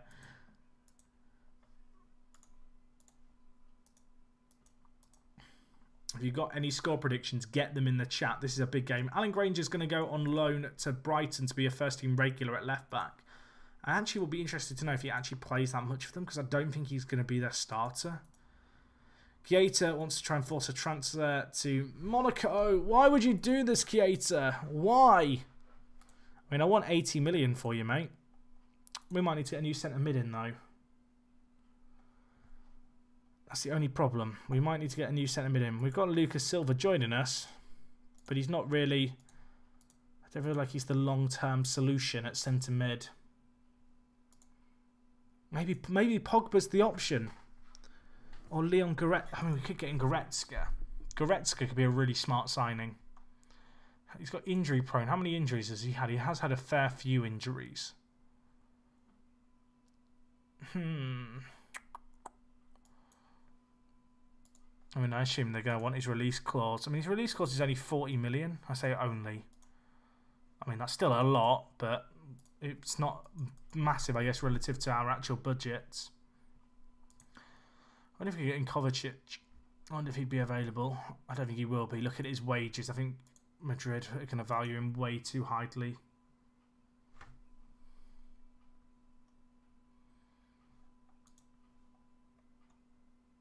Looking through, are there any players who stand out? Ruben Neves already moved to PSG. That was annoying.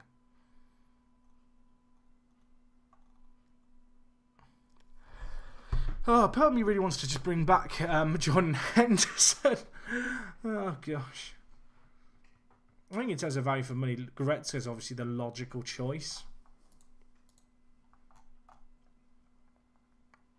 I mean, look at United's midfield. Pogba, Isco, Renato Sanchez, Bernardo Silva. Slightly jealous, going to be honest. Just slightly.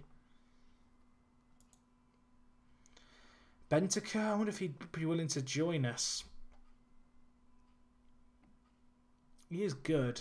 He is very good. I guess it's a case of would Arsenal be willing to let him go? I mean, Arsenal, worth knowing, they are really struggling. They're 6th at the moment this season. Last season they finished 9th. Bazua's not a bad shout. We could take a look at him. Let's have a look at ASCII. I can never say this guy's name. I don't feel like he's that good in FM. I'm going to be completely honest. I keep getting people suggesting to me, and I just feel like he's a worse Thiago Maia. It's just like everything that he does, Thiago Maia does better. Let's have a look at Bazua. Still playing for Wolfsburg. That makes me think he probably hasn't developed that much. The previous Golden Boy awards have just been players who already play for me, so it's not really that useful. These guys are okay, but they're not game changing, I guess. Benteke doesn't have that great area of potential, apparently. Can they stop bidding for Ward, please? See, Goretzka's going to want to be a first-team player. That's kind of the problem. Diawara's already playing for Man City, unfortunately, so he's not really an option. Tolisso might be an option. He's already playing for Madrid. That's not going to be an option.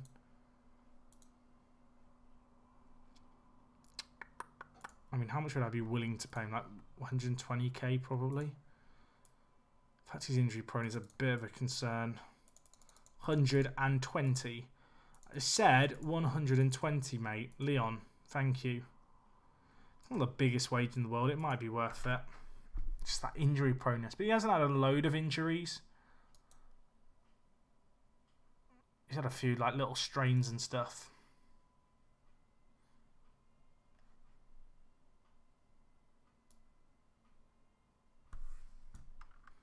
Kevin De Bruyne, we could give him a look.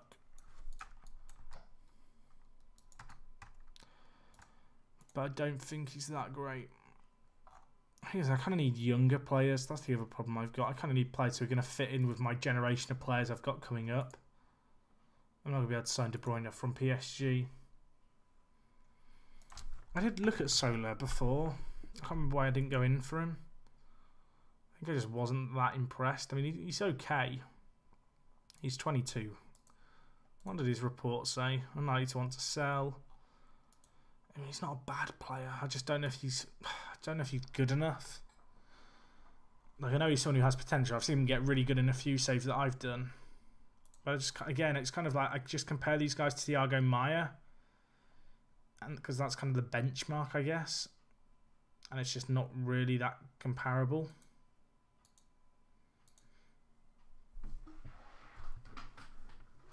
Havertz is already playing for Bayern. Saul, I'm not that keen on. His release fee's pretty big, and we'd have to give them a lot of money. Okay, so we've got a spot in our squad, obviously, where name's gone from my head. Emre Can was. Lucas Silva hasn't joined us yet, so we are a little bit better in the midfield department. Who's in the youth team who we could promote to fill that void? Be Peter Arnott who we bring in. He's only just joined us. So I wanted to bring in something like Orgenthaler as a bench option. I think that's probably the best option, actually. I really like Orgenthaler. Might be a chance for him to make a name for himself at 17 years old on the bench. The bench itself is pretty solid here, if we're being completely honest. Team looks fit, which is good. Actually, Lucas at left back isn't the right option. Although, no, actually, it is the right option, sorry. Or is it? It's not. No, it's not. Sorry, Zeka is the player we want to play left wing back. He's not familiar with the position 100%, but he's good. Anyway, get your score predictions in now. I know I asked for them before against United, but we had some stuff we had to deal with. But a few players making their debut. Zeka, former United man, going to be playing left back for us. We'll see how he gets on. United squad. Diego Costa up front. Isco, Martial and Bernardo Silva. Pogba, Renato Sanchez. Bailey, Van Dijk, Walker, Shaw and De Gea. I mean, that's just a ridiculous God squad team, isn't it? We owe United after what happened last time, boys. Please step up today. A defeat here and the title hopes are over pretty early. And, well, for us, we finished second most seasons. Well, we finished second the last 2 seasons in a row. I feel like we're going to be resigning ourselves to a second place at best unless we can have a really good game today.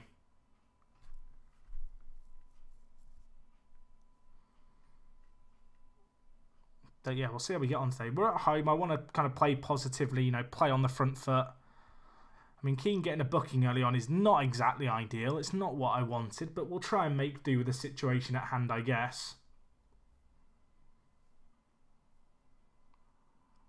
I mean, not a lot happening in the first 20 minutes. United having a lot more of the ball, but limited opportunities both ways. We're on the attack here. Ronaldo, Asensio to Dele Alli. Mbappe, finish that. Let's go. First shot on target. We'll take it.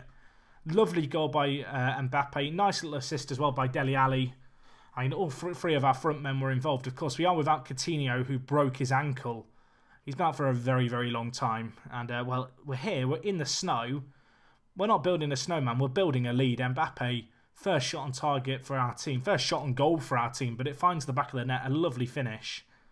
And, well, Mbappe, fantastic youngster, of course. Missed a big chunk of last season due to injury. But this year, he's really kind of ingrained himself as a key component of our first team.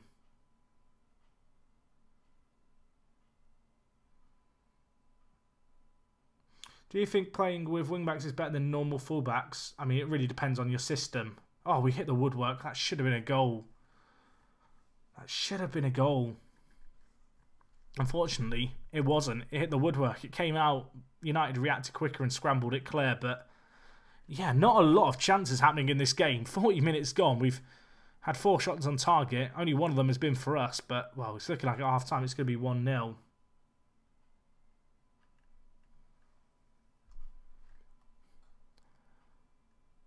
What do you think, folks? I feel like we just have to stay on the front foot here. I'm going to tell players I'm far from pleased still. I want to get them fired up. Asensio's not having the greatest of games, but neither's really any of our centre kind of mids. I'm going to bring in Keita for Wijnaldum, I think. And we'll see how we get on there.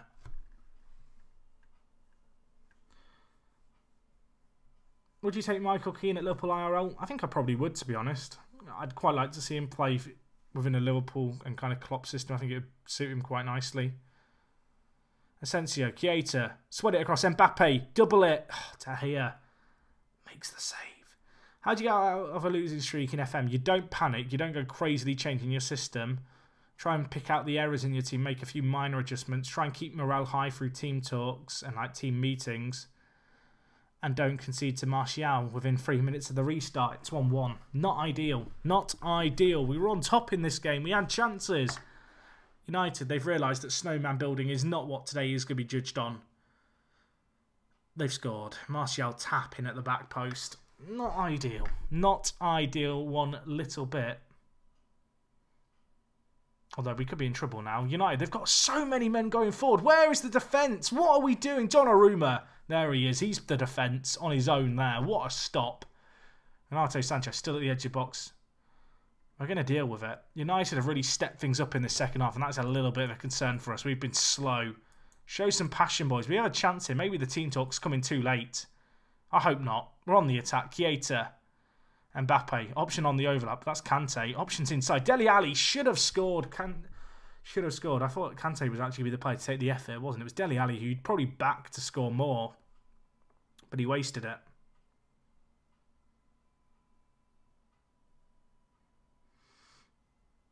Oh, Eric Dyer, what are you doing? I mean, the finish is as bad as the defending there. Fortunately, we're let off the hook.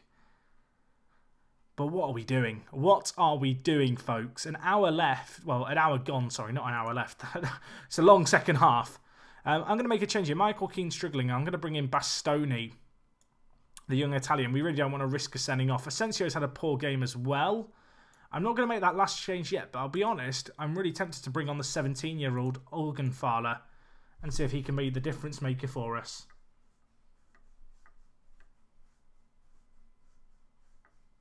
How close have I come to winning the league? Well, we missed out on it 2 years ago by 2 points, and last year we missed out on the league title by 1 point. So we've got pretty fucking close. I'm just sad. Pardon my French. I'm just sad about the fact I've missed out on the title by 3 points in total across 2 seasons.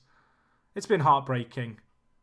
I mean, it'll make when we win the league eventually all that more sweeter, but it might not be this year, especially if we concede here. What are we doing? Why are we here? Oh, we had chances in this game. We had chances. We didn't take them. United this second half have been a lot better than they were in the first. I'm going to make our last change. I'm going to bring in Pulisic. We're going to swap him with Mbappe just so the players are playing in natural positions. I mean, we've got to go more attacking. There's, what, 17 minutes left in this game? Let's get our men going further forward in the kind of wing-back positions. It's going to leave us more exposed at the back, but we have to do it. It's the exact same goal we conceded, though, there that we kind of conceded the first time. It's a penalty, though. Luke Shaw, you naughty sausage. Where's the fidget spinner? I lost the fidget spinner today. I genuinely don't know where it is. It's somewhere. I might have left it at work. Either way, I don't have a fidget spinner to spin to give us a good look. Can João Mario step up? I mean, hashtag where's the fidget spinner? Penalty missed. That was probably our golden ticket to get a point from this game if we're being honest with ourselves.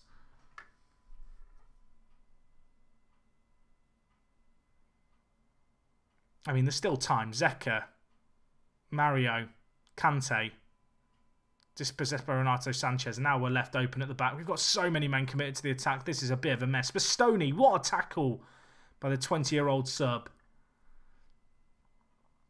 Dele Alli, Pulisic, foul by Kyle Walker. That's a red card, surely. That was a professional foul. Get him off the pitch, ref.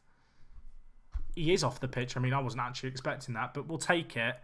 I'm going to move Mbappe into a striker position. We've really got to go for this game now.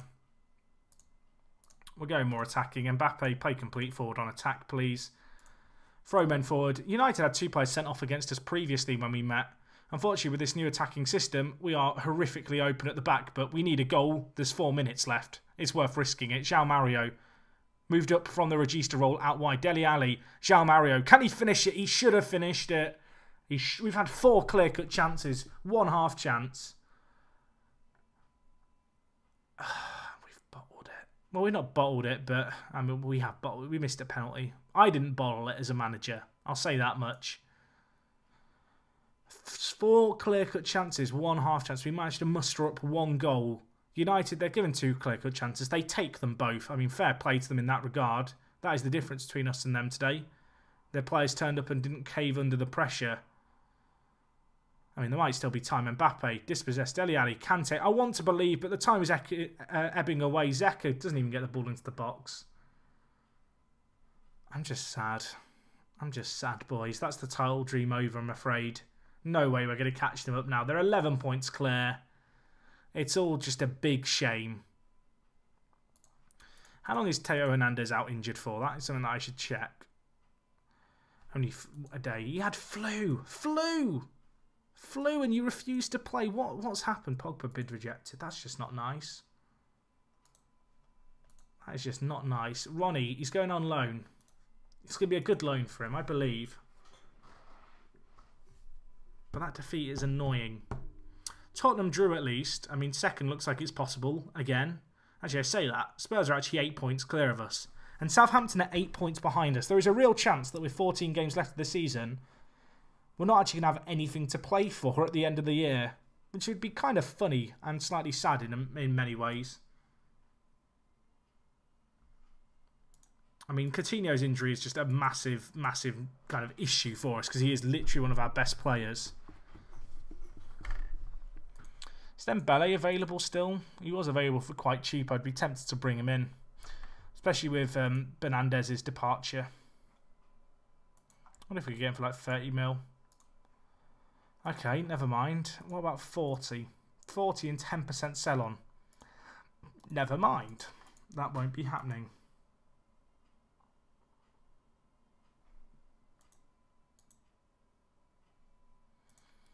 I mean, at least we've got a team stacked with youth prospects, right? I mean, that's got to be the silver lining here, is that although we're struggling at the moment, there's so many players waiting in the wings who could be huge for us. I'm looking at players like Jose Prono, European Golden Boy winner. He could be an incredible winger, kind of out on the right-hand side going forward. Definitely a player to keep an eye on next season. Will be in the first team. Who else have we got here, really? I mean, Moise Kean playing for the Italy national team. Another player who's due to come back from his loan. Could be, again, massive for us. I mean, Mbappe's got a load of potential, so's Dele Alli. Okay, we've agreed a deal for Fernandez. 3.3 million for this guy could be a bargain. Not going to get a work permit, but... I mean, 3.3 million. Who needs the Prem title when you can win the under-19s? Exactly! That's my attitude in life. Can you stop bidding on Daryl Tribe, please? Thank you. Right, Lucas Silva's going to join us for £3.1 million. I mean, I feel like that's a bargain when you consider that we've let Emre Can go for £55 million as a backup. Do you think it's worth buying a top striker and having a plan B? Not really, just because the top striker is going to be annoyed that he doesn't play. And I mean, we have got kind of striking options. Like Brito, when he's not injured, he will be a striking option at 19 years old.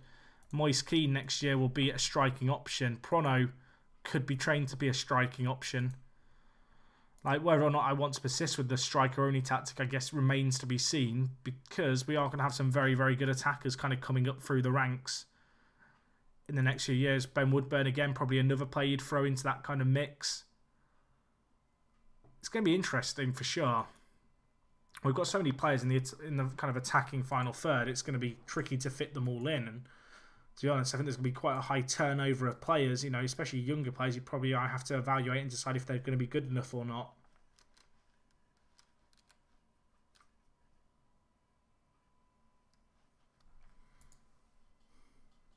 Anyway, I think we're going to end things up, guys, with this Chelsea game today. It's a big game for us. I forgot we were signing Goretzka.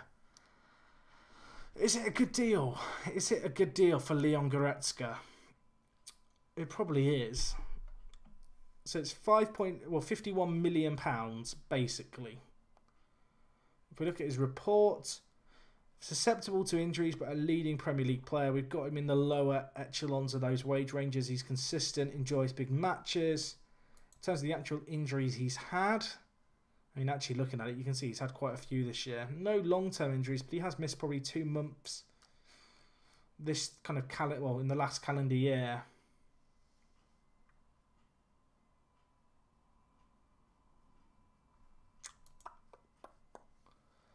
His mentals are good. He is very good. I feel like he represents value for money. I mean, let's just compare him to Emre Can real quick. Just as a bit of a kind of general gist. I mean, they're two very different players, it's worth noting. I don't know if it's a good deal or not. I can't decide. Kind of tempted to delay it. Oh, could he make his debut against Chelsea? He could. He would be match fit. Oh, I don't know. Send help. What do we think? Yes, no, maybe. I don't know. He can also play out wide. It's kind of there's quite a few benefits to him. Would he actually be good as a regista? Potentially. Potentially could be. Shame about his vision.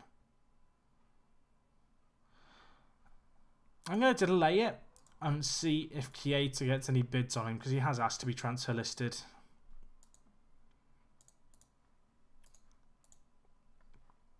I feel like if he was like 10 million less, it'd be a no-brainer. They've made an offer to loan Diego Llorente. Do not like that loan. That's not a good loan offer.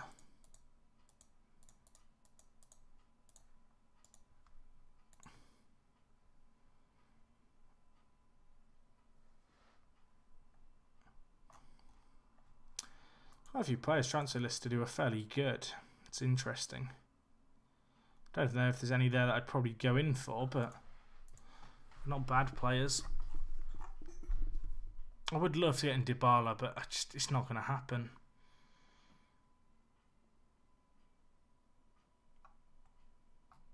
I wonder if we're getting like John Stones. I can't see it, but let's just put in a bid of 60 million and see what they say. Yeah, that was never going to happen. Don't know why I tried. So Nathaniel Klein, not match fit, but he is slowly working his way back. Very slowly. Teo Hernandez is fit to play left back today, so that's something. How is Klein? Yeah, 90% condition. We probably won't risk him today. I mean, looking across the team, is there any changes I want to make compared to that last game? I don't think so. I'm kind of happy with this front three. There's lots of goals in them. We are perhaps lacking goals on the bench, but I think that's down to the fact Coutinho and Brito are out injured. Brito, when are you back? 4 to 8 days. Coutinho's back in 3 to 5 weeks. What was Coutinho's injury? A broken ankle. That was such a bad injury. Right at the wrong part of the season where the fixture congestion is at its worst. I already have Teo Hernandez's brother, Blue 2. Lucas Hernandez. Right, we need a win here against Chelsea. This is actually kind of a big game. A win here, and I'd say top 4 is already cemented with, what would it be, 12 or 13 games left of the season.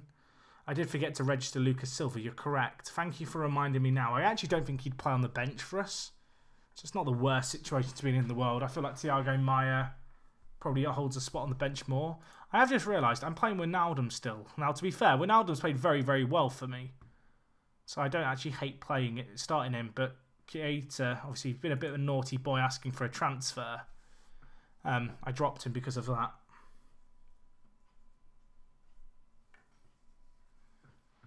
I'm surprised Juve don't want to sell Dybala at all. I mean, I'm not. I wouldn't want to sell him either, but I mean, let's not talk about that. Let's talk about Asensio's finish, because that was nice. Wijnaldum, player I was just talking about, the fact, I'm still playing him ahead of Keita. He's been playing well for us, and well, he got the assist there, drifting out wide. The finish by Asensio here, by the way, really nice. I think it's a first-time finish, in off the post at the near post. Just squeezes in, actually hits probably both posts. That's not bad. That's not bad at all. I do feel like Dybala would be perfect for our system, but we can't get him, unfortunately. So we have to make do with this, and well, this is working for us at the moment. Ball won by João Mario de Vrij. Aspilicueta nods it on. Vasquez, dispossess him if you can. Dele Alli, nice play. Now can we look to break away? Lots of space in behind. Kante through on goal against his former club. Hits it from range. I mean, it was ambitious, wasn't it? It's another chance, though, that we've had, which I guess is good. But it'd be nice to take another one of these chances, really, wouldn't it? And get our noses ahead. Chelsea bossing this game in terms of possession, but it's what you do when you have the ball. And we've been more productive so far with it. And, well, Mbappe, going to try and be productive here. Goes inside. Kante to Dele Alli. One man over. Wijnaldum. Can he finish it? He should have finished it. He should have finished it. He didn't finish it, though, unfortunately for us. And it remains at 1 goal here. And I don't feel like we've scored many corners, although we don't have the tallest team in the world, to be fair. So that's probably one of the reasons behind it. Anyway, Wijnaldum's picked up a knock. It's a bruised thigh. Do I want to risk it? He's been playing really well for us. I'm going to chance him until half-time. We'll see how his condition is holding up. But well, we're on the attack again here. Dele Alli, Alexander-Arnold. Can he whip it? And he can.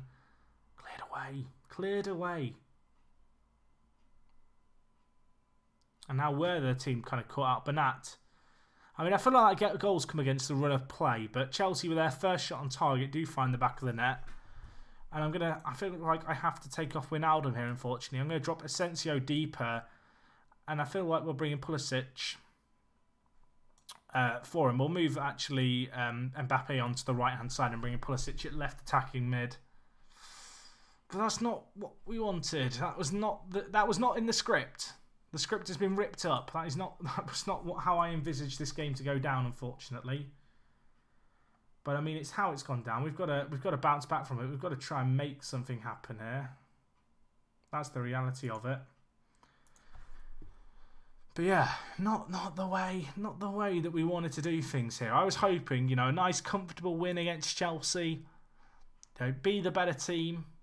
End the stream on a high after a bit of a meh season, if we're being completely honest with ourselves. And then Chelsea score with their first shot on target. Feels bad, man. Right, I'm going to tell the players we owe Chelsea after the last game. Come on, boys. Step it up in this second half. Let's see what you guys can do.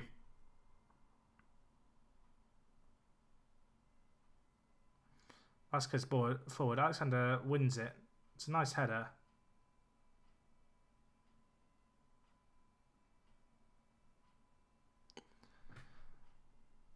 Mbappe. Nice win, my son. Hungry play. João Mario. Pulisic. It's going to be an effort from range, is it? No, it's not. It's going to be a terrible pass. Still trying to win the ball high up the pitch, though. Pedro with the ball now. Karlsdorp trying to switch it. Alexander-Arnold reads it, and now there is space. And Mbappe with pace. He's in behind. Options in the middle. Can he pull it back? He does. Dele Alli's there. Lovely routine goal in terms of that cross. You know, Dele Alli just dropping that little bit deeper. The defender's kind of desperately just trying to get to the edge of their own 6-yard box. And Mbappe, intelligent little pullback. And that's a lovely little goal, really, isn't it? Let's be honest. Let's be honest. Lovely finish. I mean, now watch Chelsea score immediately. My hopes and dreams be destroyed. But I'll enjoy this 30 seconds that we were leading the game. In fact, we could be on the attack again. I take it all back. Pulisic beats all his men. Hits it. Courtois with the stop. The American Messi.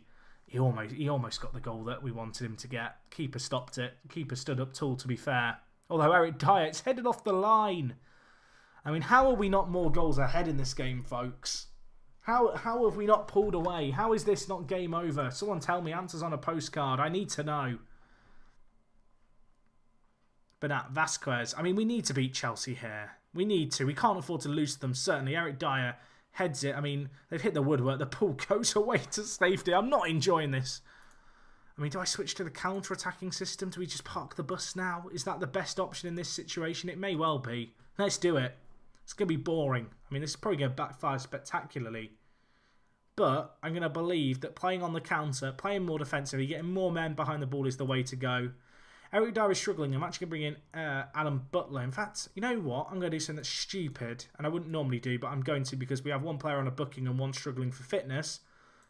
I'm going to make a double change with our centre-backs, and we're going to bring in Alan Butler and Alessandro Bastoni to play alongside each other. Two centre-backs who I kind of feel like might be the future for us here at Liverpool. Let's see what they can do. Can they hold firm with a lot of defensive midfielders in front of them? That's the question. Chelsea desperately, I imagine, trying to throw men forward here. We are just parking the bus. Kante, don't know if he's taken a knock. He's certainly struggling for fitness, as is a lot of our team. But time is trickling away. It's trickled away, I think. There's 40 seconds left. Not like this. Not like that. For fuck's sake, I hate this game so much. I thought we had it. Oh my. I mean, it's not been a good stream, has it? It's not been a good stream. I'll get the hat on. Oh, I thought we were actually going to win a game to end it all. And then we'd lost. Oh, it feels like a loss. It feels like a loss. I hate this game. I hate the game. I'm not happy, boys. You weren't good enough tonight. I almost want to play another game now. I was so short. I mean, a draw actually isn't the worst result, but it feels like crap. What are we doing, boys? I had so much faith. I had so much faith. When Adam's injured with a bruised thigh. You want a new contract for Keane? Yeah, can you sack your agent, mate? He's a bit of a dick. I'm not salty or anything. Anfield will be booing the team. You'll be wearing the hat to bed tonight. Don't you worry, I'm going to sleep with the hat on tonight. It's going to be lovely. Oh, I can't believe this. I can't believe this. I hate this game. I hate this game so much. We even went defensive. People can't even go, you should have gone defensive. The worst thing is, I actually didn't start off that badly this stream. It's just these last two games. You know, if we win one of them, I suddenly don't feel quite so bad. Alas, it wasn't to be. I've got a transfer window which I'll probably actually end up playing off stream and try and work out what I want to do with all the money we have. There is just a chance I will hold on to it for regens. I also need to make a decision on Goretzka, whether or not we're going to sign him or not. In terms of when we'll be back, I think I'll probably maybe play a little bit off stream. I'll see how much I end up playing. I think next year we'll be back for PSG, guys. I will say, let's go do a raid on someone. I'm like looking at who is streaming at the moment. There's not a load of people streaming. I'm not going to play any more games because I do have work in the morning. But let's go raid someone. Let's go show someone some love. I'm trying to see who is available to kind of go and watch and raid. Who should we raid? There's lots of Greek streamers. Is that a thing? Kind of Greek streamers that I don't know about. I mean, let's raid. I think this guy. Let's have a look. Is he English speaking? I mean, that's usually important, isn't it? I think he is English. I assume I'm going to turn on sound. You're going to hear someone else talk. Is he English? He is British. Right, go raid him. Go raid him. Go show him some love. I'm going to say now, thank you so much to you guys for watching today. Hopefully you enjoyed. Shame about the result. Go show him some love. I'm sorry, I'm not going to play another game. I hope you guys sleep well. As I said, thank you guys all for watching. Go show this new streamer some love. He's new on it. He's got 6 viewers. Let's go get him to 60. Go give him a follow as well if you enjoyed. Guys, I'm going to end things here. Thank you for watching. Hopefully you enjoyed. And yeah, go show some love to Nico Manolis 123 over on his Twitch channel. Link is in the chat. Anyway, that's all. Talk to you guys later. And yeah, thank you.